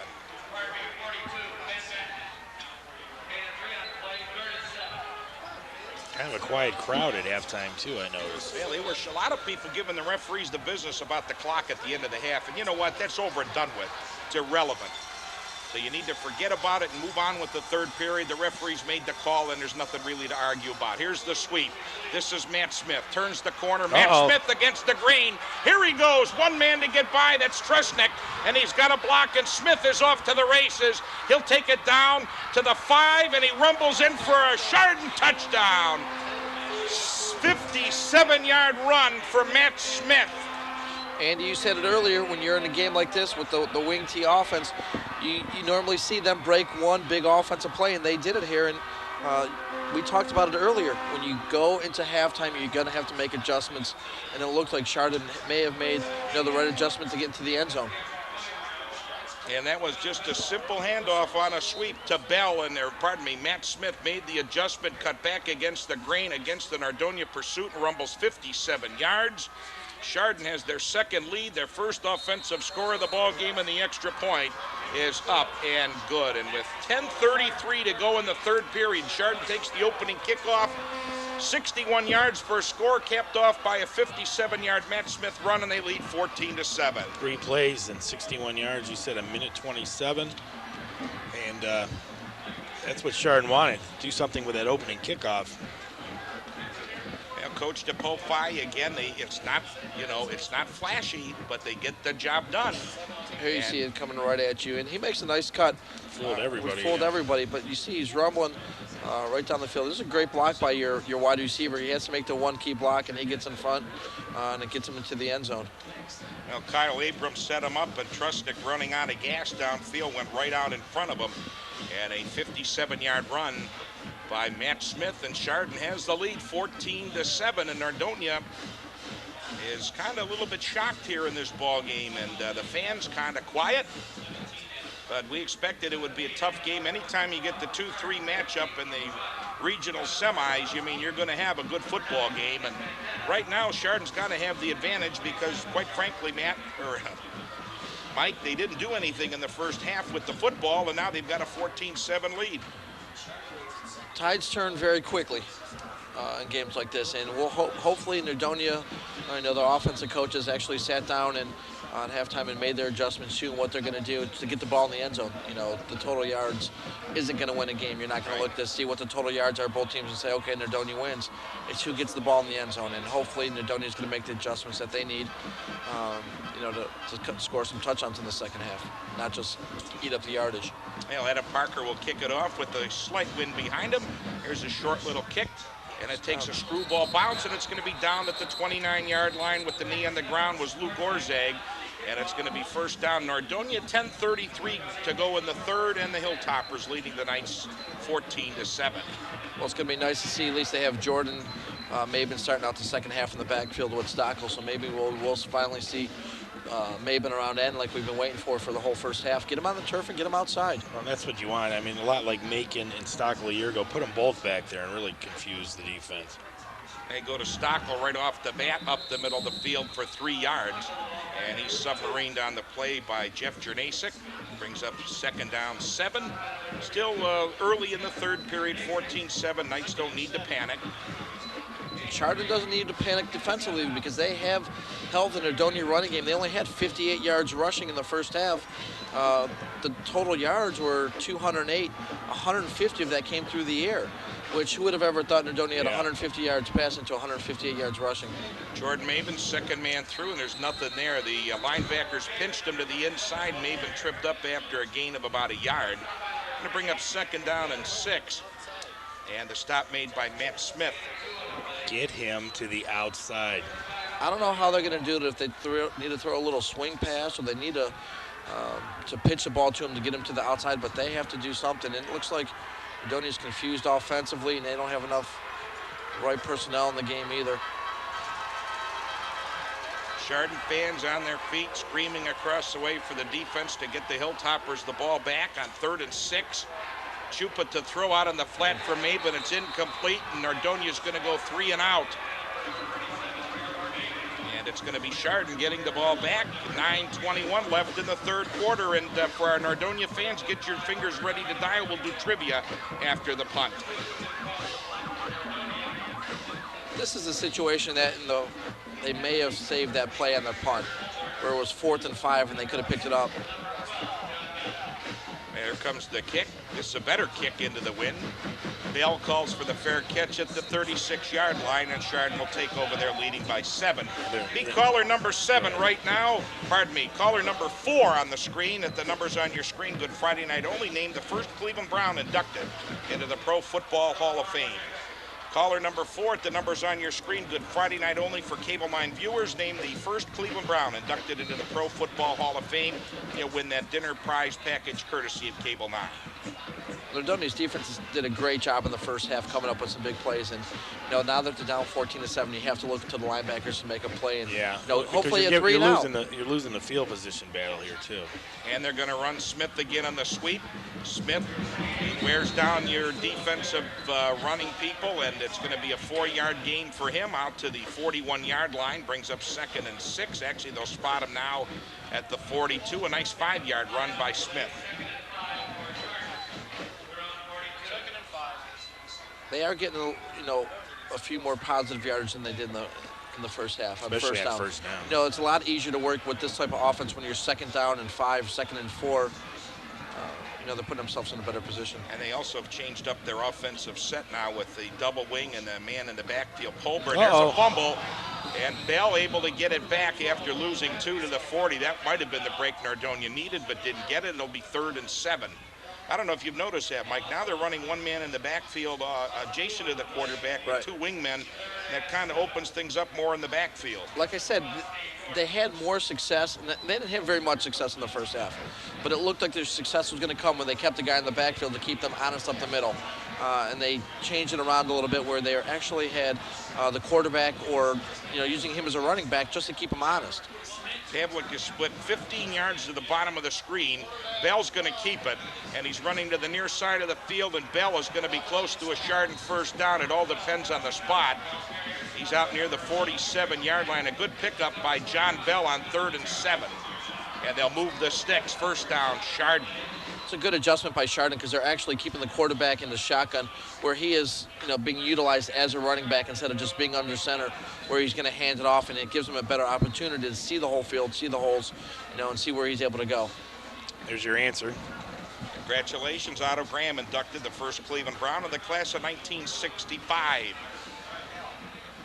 And here's the sweep to Matt Smith. He turns the corner, and he is able to get a yard or 2 on the play. Ben Batten is there along with number 57, Mike Jacob.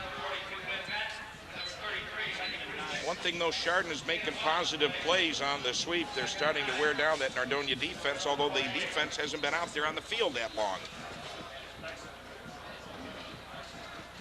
We have an injury. Who's limping there? Number 28 for Chardon. Matt Smith, and he has been the, he's the bulk of the offense right he's there. He's taking a lot of hits, though.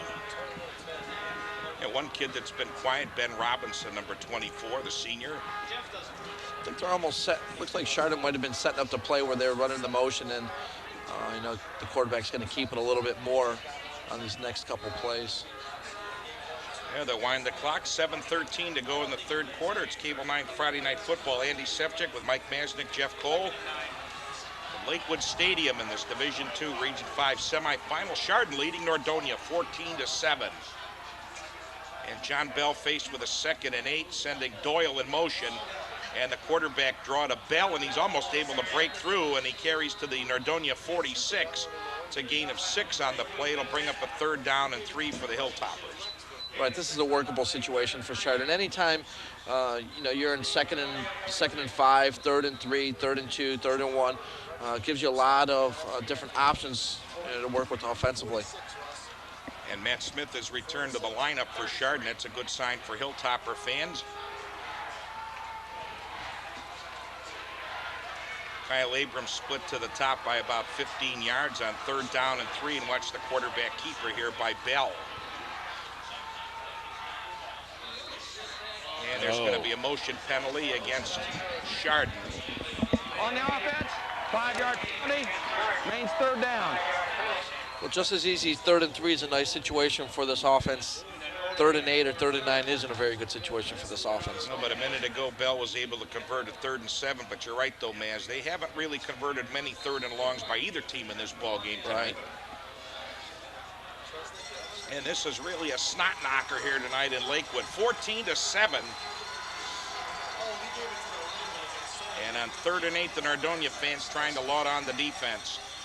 There's the ball fake. Oh, he's open. If he can throw Bell it. trying to buy some time, batted up in the air, and it's incomplete. Good defensive effort by John Pepera. And it's 4th down and 8. Sorry, yes. It was a well-designed play by Chardon. They had some wide receivers streaking open into the secondary, but the defensive end by Nordonia does a great job. He keeps contained. He keeps the quarterback inside of him, and the defensive line makes a great play by batting the ball down. Sorry, Paul. 4th and 8, and Jordan Maben is back deep at the 19-yard line with 6 minutes to go in the 3rd period. Nordonia was close on the first punt to get in this one. Maybe they're going to come after it. Colmertz will kick. This is a shank off the side of the foot. Nordonia, it goes out of bounds at the 42, 43-yard line. A week ago. And not a good kick of only about 11 yards. Nordonia will start at the 41, and they got to get the offense on track, trailing 14-7. The chain crew didn't have to move real far. No, they didn't. No, they didn't. Again, congratulations to our trivia winner. And again, all of our great sponsors tonight. Chalupa's, the Sandwich King, the Loose Moose, Reddy's Pizza. Keith Boddicker on your screen. We hope to have him on Coach's Close-Up on Cable 9 this coming Wednesday night. He'll be in the studio with Jeff. 1st and 10 Nordonia after the 11-yard kick. And Chupa's looking to throw, going for the home run ball, and the man is there, and it's incomplete, intended for Ty Borowski. And Matt Chupa's having one of those games, Jeff. He's just an eyelash off completing some big plays. They connected in the first half, and then they were almost into the end zone in the first half, and on that play also, you know, he's running open into the secondary. Just one step, you see one step away from a big play, probably a touchdown, if he holds on to this ball. But nice route, just a little overthrown. That was 2nd and 10, and that's not favorable for Nordonia, though, to be in the 2nd and 3rd and longs. It's going to wear on you. 5:53 to go in the 3rd period. Chupa look out, running it now. Here's Maben on the sweep, and he's being chased, and he'll be run down, and actually Maben reverses his field, makes a heck of an effort just to get back to the line of scrimmage, and actually a credit of a yard and the tackle on the play by Thompson. And I'll tell you what, Matt Smith came running across the field. They almost really made a big effort here for Chardon. This is a nice play by Jordan just to get back to the line of scrimmage. But once again, that play takes too long to develop. You have to get the ball in his hands quicker and just get him to the outside and use Stockwell as the lead back. Well, the problem was, man, Chupa had people in his face before he was able to even pitch that. You got to hold up front a little bit longer. Well, it looks like they were trying to run the option, and they were letting that guy go, and they were going to option him and then to pitch him, but the play just took too long to develop. And you know, Chardon's doing a great job.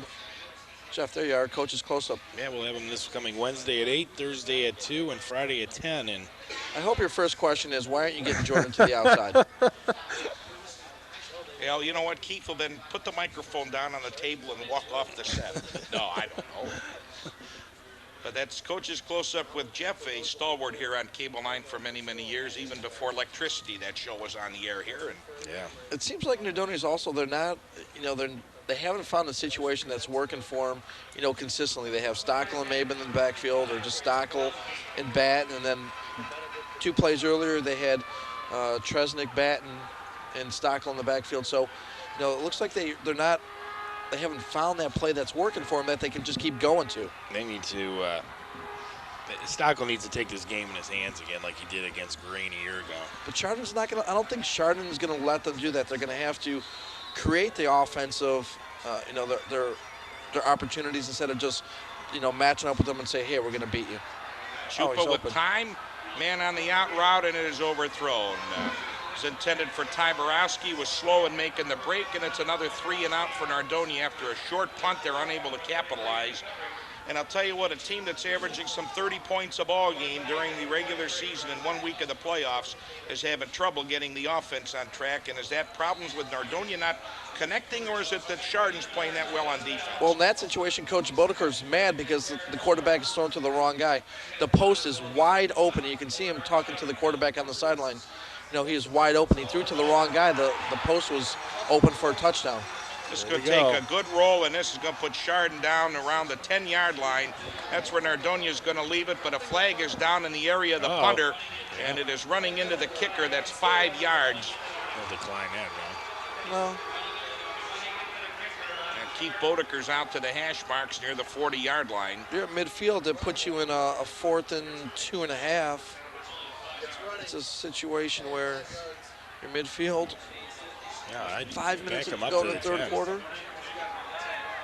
Yeah, they're going to decline it.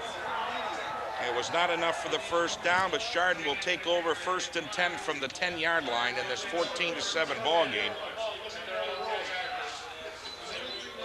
Again, we want to thank our underwriters tonight, a whole bunch of them. MPT Fastener Corporation, East Highland Road in Macedonia, on Route 82, the fine folks at the Northfield Arabica.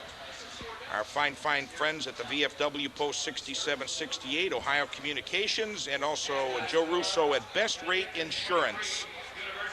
The defense needs to come up with a play here. Yeah, you're right, Maz. You know, the offense carried them in the first half with time of possession, even though they didn't get in the end zone, but the defense needs to come up with a play and help the offensive out and give them a short field to work with. Now, Bell has the troops at the 10-yard line for Chardon, 1st and 10, and it's going to be Bell on the keeper, turning to the corner.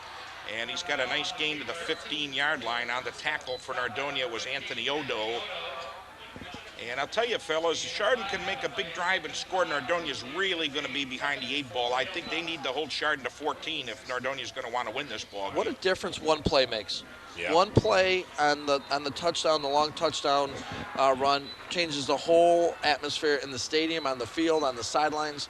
You can see a whole, up here in the press box, everything is completely different after one long run. 2nd and 5. Single back, wingman now in motion, and they're going to hand off to the first man through, and it's a big gainer for Chardon. Number 47, Thomas Ivans with a gigantic run for Chardon as he takes it out to about the 36-yard line, and that's 1st down for Chardon. I was talking about that earlier a little bit. You know, I see the weakness with the Nordonia defense, and you hate to say the weakness is going to be up the middle because of the linebackers they have, but they're fast. You know, they get to the outside, they make those plays. But when you see how they're lining up, the weakness right now, it looks like, is in the Nordonia right up the middle.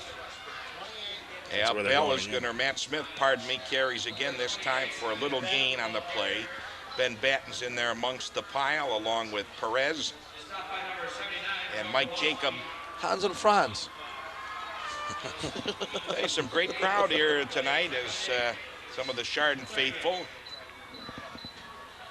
They're going to be enjoying watching this game tonight. That's their, they'll see it over the weekend in Chardon on GTV. Again, hello to all my friends up there watching in Geauga County. Good to be with you again. 3:27 to go. Chardon faced with 2nd and 7. Polburn going to carry on the sweep. And Jared Polburn's going to be close to another 1st down and should have it. And one of the Chardon guys lost his hat around midfield. Will pick it up, but Chardon moves the sticks. And actually they don't. They'll be just short as Galewood stops them at the 45. 3rd and 1. Way too much yardage now. Yeah, and Nordonia is, when they decline that penalty, they're hoping for a 3-and-out, good field position, get the ball about the 45-yard line. And you see the difference between this week and last week. They allowed 18 yards rushing and forced 5 turnovers. You know, this week that's what it looked like this week in the first half.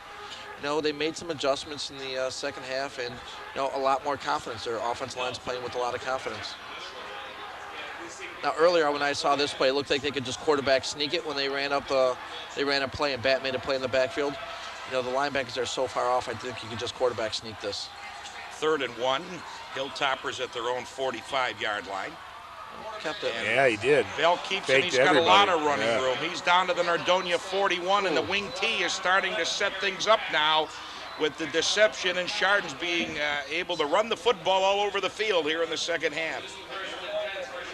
Yeah, there's some frustration here. If you see Batten, He's going up the middle, and the quarterback's going around end. But watch the end of the play with Batten just being frustrated. He's getting blocked way into the backfield. He's 15 yards, 20 yards out of the play. You know, they're doing a very good job of, you know, confusing the Nordonia defense. First and 10, Chardon on the Nordonia 42. This drive started back at the Chardon 10. And the ball carrier, Matt Smith. Ooh. Smith turns the corner. He's got a nice gain of 6. That's a heck of a first down game for Chardon. On the tackle is Gary Pack. And it's 2nd down 4 for the Hilltoppers. If I'm the Nordonia coaches, I might think about using a timeout here. You know, just try to get out there, regroup your defense. They took it from their own 10-yard line all the way down to Nordonia's 36-yard line with positive yardage. Yeah, it hasn't taken them long. You know what, though, guys? Nordonia not getting penetration here in the second half on the line of scrimmage. The Chardon offensive line starting to establish themselves here in the second half. And again, the ball carrier's Bell around the corner. He will get decked by Ben Batten, and that's more frustration than anything as he tosses Bell to the turf. Gain of 2. It'll bring up 3rd down and a long 2. This is a big play for the defense. This is a nice fake. Good execution. Talking about the speed of Ben Batten getting to the corner. Last time when they faked up the middle, he bit. This time he wasn't biting, and he made a great play to the outside. Big 3rd down. Big 3rd down here. Brandon Jeffries trying to get the crowd back into the game. 60 seconds to go in the 3rd. Chardon poised to extend a 7-point lead. 3rd and 2. And the turn of the corner, a big run for Matt Smith. He's got a first down to the Nordonia 16-yard line. And that's a big gain on the play of about 15 yards and another Chardon first down. When they need the big plays, you can see who they're going to. They're going to the workhorse, number 28, Matt Smith. He's the 2-year letterman, and he is big. Running through the tackle of Ben Batten. And we're seeing Chardon do what Nordonia did in the first half, eat up clock and move the football on the ground. 1st and 10 at the 16. And on the carry, that's Bell or Matt Smith once again. He's down to the Chardon or the Nordonia 13-yard line, gain of 3 on the play. And we're under 30 seconds to play in the 3rd period. I would have to say the biggest difference between Chardon's offense in this first half in comparison to the second half, besides the yardage that they're gaining, is at least they're trying to go up the middle. They're trying to establish the fullback up the middle of the quarterback run, and then they're going to the outside after they just establish that up the middle. The first half, they didn't try to do it. They just tried to go to the outside. Ivins is the lone setback in the wing T on 2nd and 7.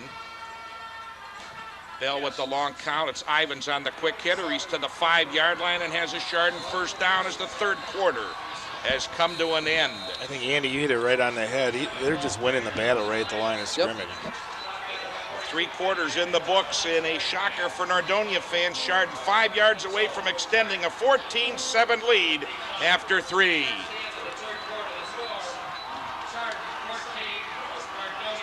Again, about 2 minutes into this quarter, we'll see what happens. We may have to run the players of the year, get that tape ready.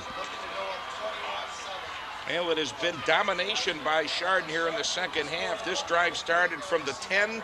They have moved now to the Nordonia 5-yard line, and you are seeing an establishment here of some domination on the line of scrimmage by Chardon on the adjustments they've made. Right, we were talking about that at halftime, what kind of adjustments each team was going to make. And I think when you go back and you look at the films and you see the way that Chardon has come out in the second half, like I said, they established a run up the middle. And the Nordonia's linebackers are playing so far off the ball because they needed to get to the outside for the plays. And Chardon in the first half was running outside and just was playing into the Nordonia Knights' hands. And then in the second half, you know, they were running at the ball up the middle more effectively, and the linebackers were having to stay there. Now you can see the quarterback is making some plays around the end. Right now, uncharacteristically, this defense is giving Mr. Smith, he has 13 carries, 116 yards. He's averaging 9 yards a carry, and we haven't seen that in 2 years. Every big play, it seemed like in the second half, he was getting the ball. So if he was on the left and he was going in motion, he was getting the ball. Now, first play of the 4th quarter here at Lakewood Stadium. Chardon leading 14-7, trying to extend. John Bell with the troops. Single setback. And they're going to run Ivins up the middle of the field. And did he lose the football? No, he didn't. He carries down to about the 3-yard line for a 2-yard pickup. It'll bring up 2nd and goal. And the key to this, if Chardon holds on to the ball and does not score, they can try a field goal, and that would make it a 2-score game. Nonetheless, anything Chardon does here on the board will make it a 2-score ball game. I think you have to go to your workhorse here. Yep. Smith? Yep. Yep. I think they're going to They keep put him in Bell. at fullback right here. I think Bell's going to keep it. 2nd and goal from the 3. Look at the splits on the offensive line. And it is the ball carrier, Smith, gets stuffed on the inside of the line. And maybe a half a yard on the play. They'll spot him at the Nordonia 2, and it brings up 3rd and goal. And already almost a minute is ticked off the clock here in the 4th quarter. Great drive here by Chardon. Andy, I think they're setting up this play that you were talking about where the quarterback was going to keep this right around the end. Put Smith in the backfield, fake it to him up the middle, and have the quarterback keep it around end, and hopefully they can get a block and get him to the outside. Hey, this is a drive for the ages here for Chardon football. If they can punch this one in, they've held the ball for at least a good 7 or 8 minutes on this drive. 3rd and goal from the Nordonia 2. And Bell does keep it, turns in for the score. Yes, no, wait a minute. I thought he got in, but no, he didn't get to the purple paint. And it's 4th and goal, and what does Jim DePolfi do here in this situation? I say go for 3. Well, it's pretty much an extra point right down the middle, 4th and inches. How do they not call him in there? I don't know. That's what I thought. I thought it looked like he was in from here. If we could see the replay again, yeah, he's, I think, a foot in the end zone. Yeah, here it is again. Here it comes. Well, he doesn't have the ball. Oh, the referee was in the way. Well, that was the play before, I thought. Well, 10:15 to go. They spot him just outside the chalk line at the goal line, and Chardon going to probably go for it here on 4th and about an inch. Just given the second half stats so far in the second half, Chardon with 32 yards in the first half, and they have 167 here with 2 minutes into the 4th quarter. Nordonia only with 7 so far in the second half. Well, it's a tale of 2 halves here in Lakewood. Nordonia dominated play, but only was able to go to the locker room 7-7, and that's the credit of the Chardon football team. And they're an inch away from taking a big lead here in the 4th quarter. 4th and an inch for Chardon to extend a 7-point lead. Quick hitter, and Galewood hits him. Referee still no signal. No. He didn't get it. And he didn't get in.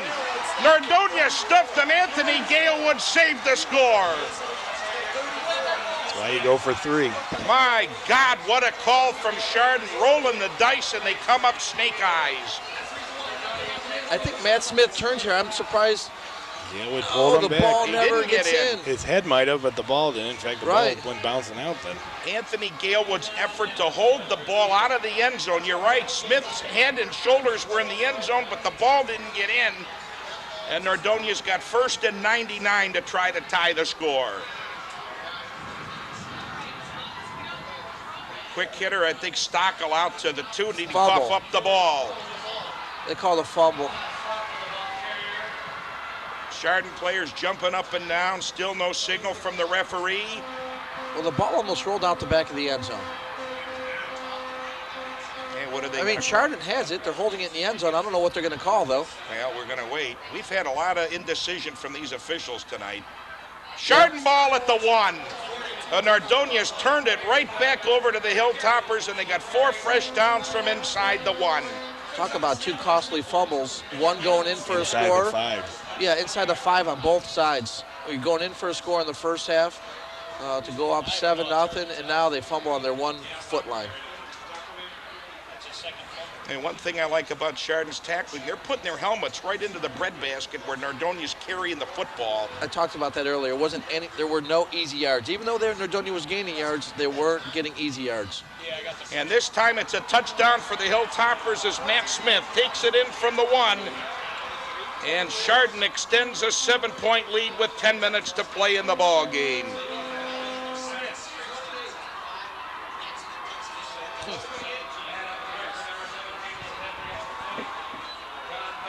You look back at the first half, and you definitely have to take advantage of the opportunities you're given. Anytime you're playing a team, not to say that Nordonia can't come back here, but anytime you're playing a team that is equal caliber that you are when you're seeded 2 and they're seeded 3, and you both have good records. You're very, fundamentally sound. Anytime you have turnovers, and you talked about that in the first half, that turnovers and penalties are probably going to decide this game because they're so evenly matched. Both running teams, both teams that can't afford to be in long situations, and teams that definitely can't afford to turn the ball over. 21-7. We're in the fourth quarter here. 9:59 left. And I think, Andy, if Nordonia can't put something together on this drive, I think it's sayonara. It could be. Well, this team came into this season with the goal to get back to the state finals last year, losing to Chaminade-Julian 41-26. They were on a roll, 8-0. They took on Solon in week 9 and really were clobbered. Kenston gave them a heck of a ball game before Nordonia prevailed by 1, and then they seemed to get the thing back on the right track against Olmsted Falls. But again, a tough, gritty Chardon football team in here tonight. And they've done it with their defense. They've done it with their big play defense, coming up with a fumble recovery.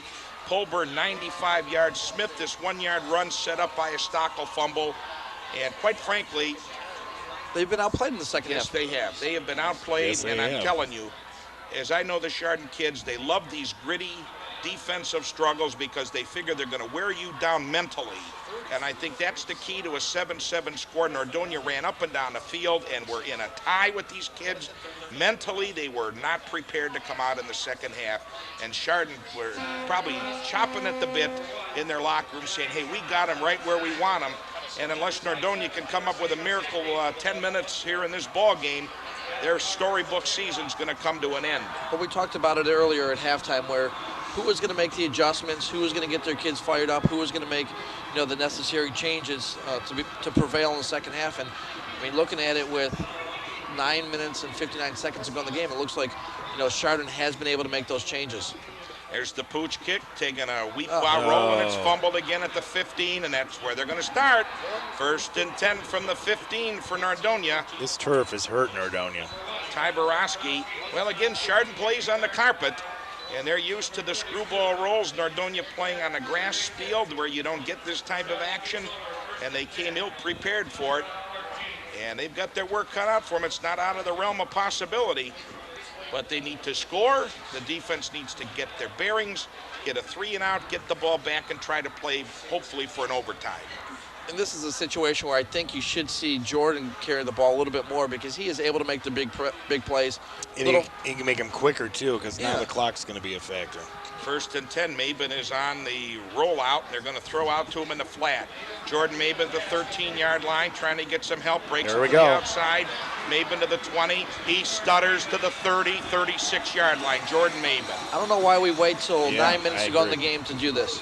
We knew right away, get him to the outside. However you need to do it, do it. Get him the pitch, get him a pass, swing pass. He does a great job not putting his knee on the ground. He's able to make things happen in the open field. And notice they work to strip the ball. They're going to strip the ball every time. Are they calling illegal shift? Because Jordan actually, I was going to say something.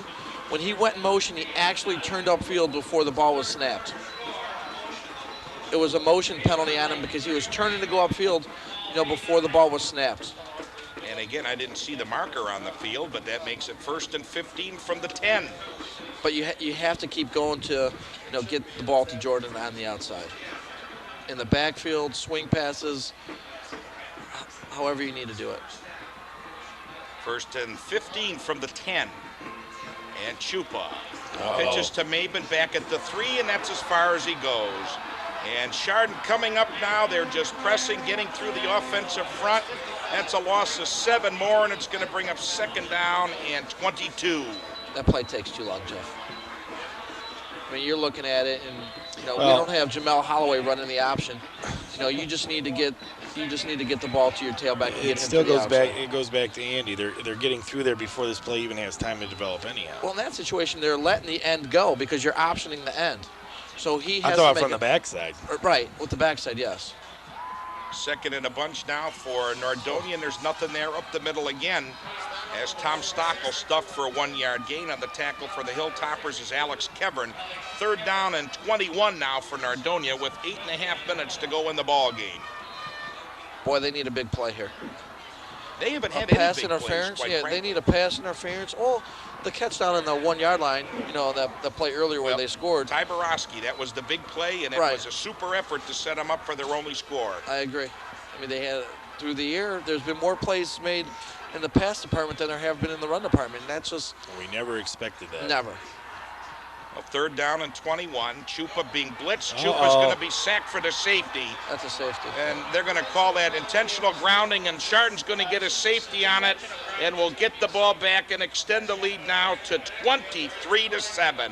And they're going to get the ball back here because Nordonia is going to have to punt. Or they'll free kick. There'll be a free kick.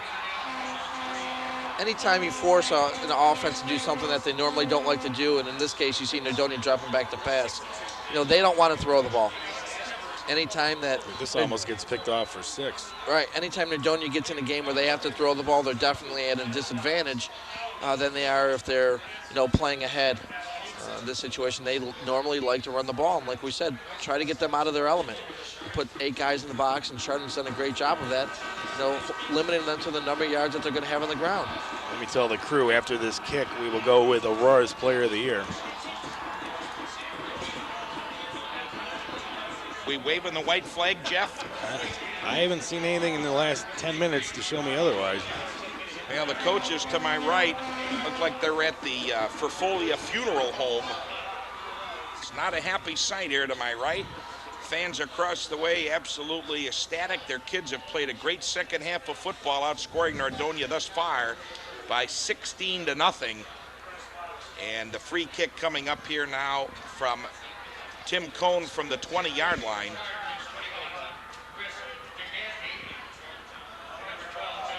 And back deep will be John Bell and Chris Giganti. And the kick is going for Giganti. He actually gets a finger on it at the 32-yard line, and Chris is bringing it right up the middle of the field.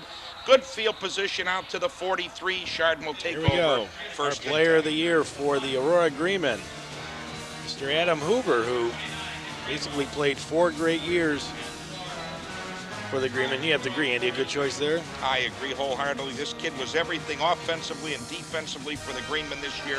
Congratulations to Adam Hoover. All righty. Now we need a turnover. Yeah, definitely. We need something quick.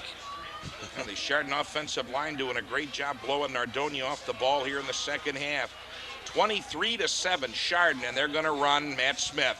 Smith with a great first down gain to the 50. That's a 7-yard pickup. And Mike, it's academic. Here we Chardon go. Gets 7 yards, and they're not going to come Look up at with Twinsburg, and you saw this guy a week ago, Andy, Nick Rinaldo, who's our choice is the Twinsburg Player of the Year. He had a great game last week, didn't he? Certainly did. Nick nearly single-handedly won that playoff game against Warren Howland, and I'm running, what's the rush on these things here? We still got 7 minutes. Jeez, oh man. Let's put the Hudson Player of the game on now while we're at it, for crying out loud. 2nd and 3, but Nick Rinaldo, great athlete over there at Twinsburg, real proud of his efforts this year. And Bell's going to keep it, and he's off to the races. He breaks free. John Bell down to the 10. He's going to take it for a touchdown. And it's good night, Nordonia. Chardon's going to move on next week. It's 29-7.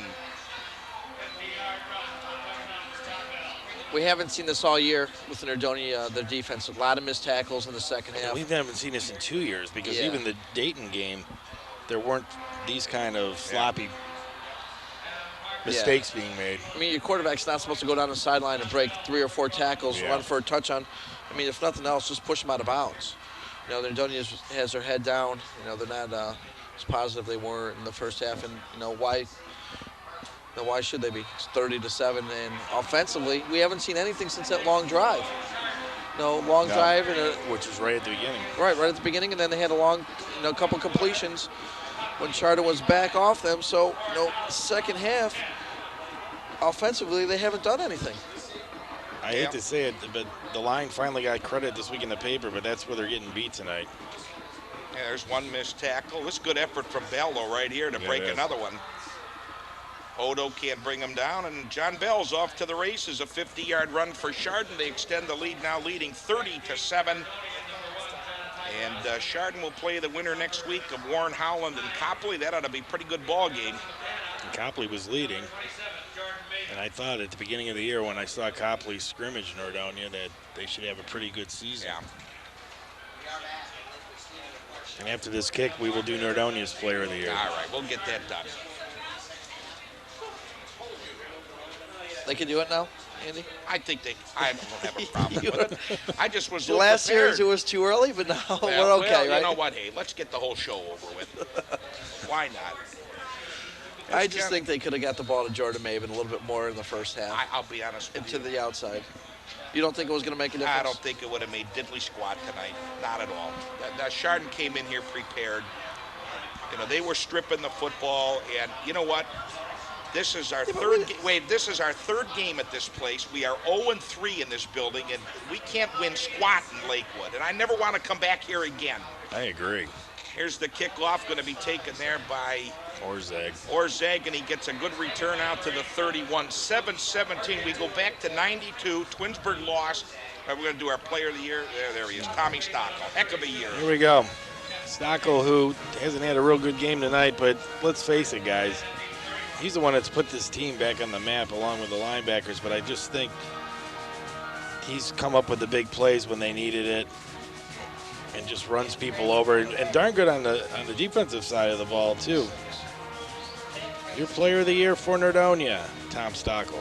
Now Jeff Pankrat's in the game. That's a lateral ball. That's free ball, and it's going to go out of bounds back at the 12-yard line. And a heck of a hit there by Corey Commertz. And that'll go all the way back to the 11. And I think we are hexed in this building. Who are you giving that to, Pankratz? Because, you know, truthfully, as Pankratz has entered the ball game, our first visit here, Twinsburg lost to Margaretta 15-7. The last time we were in here, Aurora got clobbered by Huron 23-0, and Chardon's putting a pasting on Nordonia. We just don't do well in this building. With any team. Look at this. When's the last time you saw a Nordonia crowd just speechless? Well, it won't be too hard getting out of here tonight. That's all I got to say. Second and forever for Nordonia. Pankratz gives it to Maben. Maben got decked and had his head torn off at the 10. Big hit by Jeff Chernasik. That kid, we ought to give him the loose moose, but we can't do that, of course. But Jeff Chernasik's played great football tonight for Chardon. This is a nice play where he's stepping up. I think he was actually, they're not even falling forward for the extra yards in the second half. Well, it's 3rd down and 30, and the way Nordonia's offense has been moving here in the second half, everything they gained in the first half, they're giving back here in the second. We'll get our player a game here in a minute. We will already. Yeah. Excellent. He had 13 tackles. 3rd down and 30. Pankratz to throw out in the flat. It is caught. And 4th down and 5. And if you're Keith Bodeker, you got to go for it. Ball complete to Johnny Smetana for a gain of 25 out to the 35. 4th and 6. That's a nice throw and catch. Yeah, it is. It was. That was very nice. And Nordonia's keeping the offense on the field, going to go for it. I'll tell you what, though, guys, it's been a hell of a ride here with this Nordonia team the last 2 years, going all the way to Massillon last year into the second round this year. Pankratz to throw on 4th and a few. Well, he's got a half hour, and he got popped. Loose ball. Chardon picks it up down to the 15-yard line. First down, Hilltoppers. And the fumble recovery by Greg McCoskey, and Pankratz, he just can't hold the ball for 10 seconds back there. He got decked, and it's Chardon ball at the 15. And who got him? You got to think someone's going to come for a guy. And I think something nice to teach somebody is you can't pat the ball 5 times in the pocket. Rob Thompson with the sack, Chardon with the ball with 5:40 to go at the 15-yard line. Yeah, we're going with bat. Kind of a disappointment here for Nordonia fans tonight. Never expected this outcome. And first down as John Bell stays in the game for the Hilltoppers with 5:40 to go. And a quick hitter up the middle for about a yard to the 15-yard line. Anthony Galewood on the stop. And the ball carrier was Thomas Ivans. It'll bring up 2nd and 9. Really Baden was in on that too, and Surprised to see Chardon's keeping their first-team offense in the game. after this play, we'll have our player of the game. And anytime that you're It's basically just win in advance, keep your guys healthy for next week. You're up 30-7 with 5 minutes to go in the fourth quarter. You might want to think about, trying to keep your starting quarterback healthy. You never know what's going to happen. 2nd and 9, and Bell's going to keep it. What a shake and bake. To the outside, he takes it to the 11, and on the tackle is Gary Pack. That's going to bring up a 3rd down, and let's give it 5 here for Chardon at the Nordonia 10. There's our player of the game, and I'm sure this is going to kill him that this is the game he gets it for. But Mr. Batten with 14 tackles tonight. Heck of a career here. Oh, yeah, I mean, he ends up with over 100 tackles for the year, and a little frustration. Benny, I still say the best linebacker to ever play at this school. 3rd down and a bunch. Ivan's going to carry, and we're going to have a penalty. I think it's going to go against Chardon. But you could see how that play, the confusion that the Chardon offense poses for defense. You have your best linebacker at Nordonia trying to find the ball. He's looking inside, he's looking outside, he's moving around. He's never, he really hasn't been able to locate that, that many times tonight.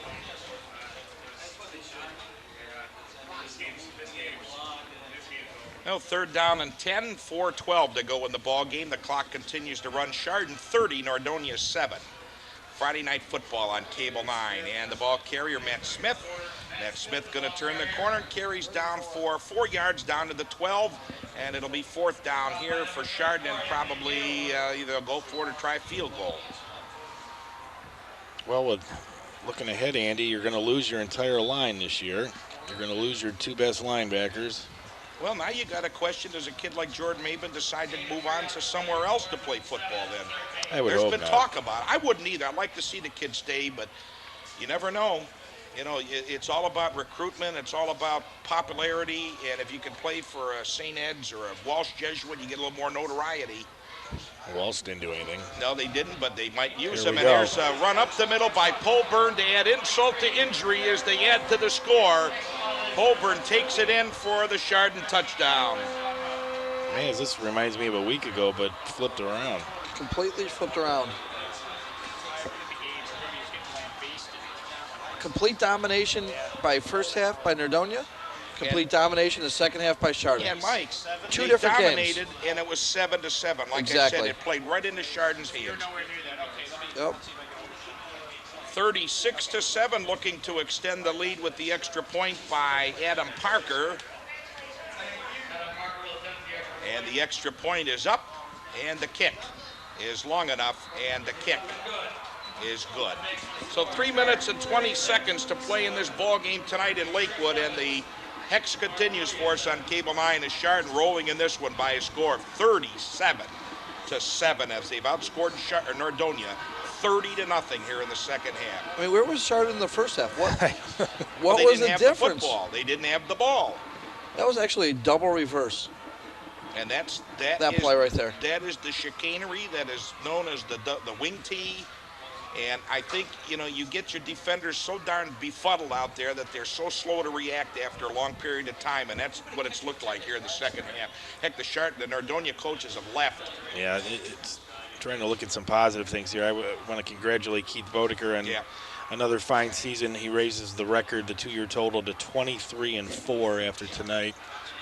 Last year, state finals. This year, second round of the playoffs. Not too shabby. Teams would kill to get into the playoffs, but certainly not the ending that everyone, including Tim Cohn, expected this year. Well, Keith Bodeker's record the last 2 years here, 23-4. And any idiot back home in Macedonia that said, these kids didn't excel as a buffoon, because I'll take a 23-4 any time over 2 years. I want to thank the entire crew. This will be our last game of the season also. Tonight, Bob Frankish, Bill McCracken, John Vicenda, and Brian Franey on camera. Mary Moore, Greg Bizjack, Dennis Edka, and Mike Paulus in the booth, along with Shannon Sepchek. Thanks, everybody, for a wonderful year. We got through with very little rain, which was nice, as we see the return here by Orzak, who they've kicked to every time. Yep.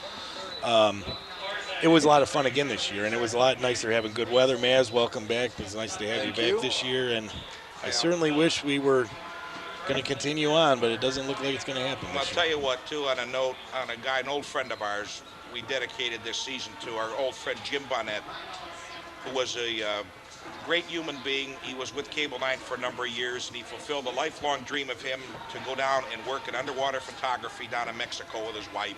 We lost Jim this year. And he saved somebody. He was a hero in dying. He gave his life for someone else in the waters of the Pacific.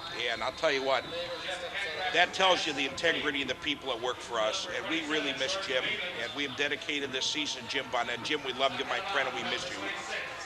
And again, all of us at Cable9 have dedicated this season to the memory of Jim Bonnet, a hero, as far as we're all concerned, in the word pure and simple, a hero and one hell of a man. I agree with you. And I feel bad. I forgot Russ Campbell and Jason Johnson up here, who's done a fabulous job with the stats and everything else this year up here with us. Well, Pankratz to throw out, and the flat, it's complete. And again, Chardon trying to strip that football, but he is able to hold it. And Smetana takes it down to the Chardon 45, where it's first down with 3 minutes to go in the ball game. And if somebody could get me a card and get a score on that game between Warren Howland and 25-10 Copley leading Copley's gonna 25 win, to yeah. 10. So Copley and Chardon next week. There goes Trusnick. Len Trusnick, nice gain down to the Chardon 27-yard line. So the Hilltoppers will meet Copley in the regional final at a site to be determined next week. We want to wish Chardon well. Yeah. Hey, best of luck to Lenny Trusnick. I've had the opportunity each week on Friday to talk to him before the game, and you know, it's time to move on to the wrestling mat, buddy. You were fourth last year. Let's see you win it. Pankratz throwing downfield, and it's incomplete.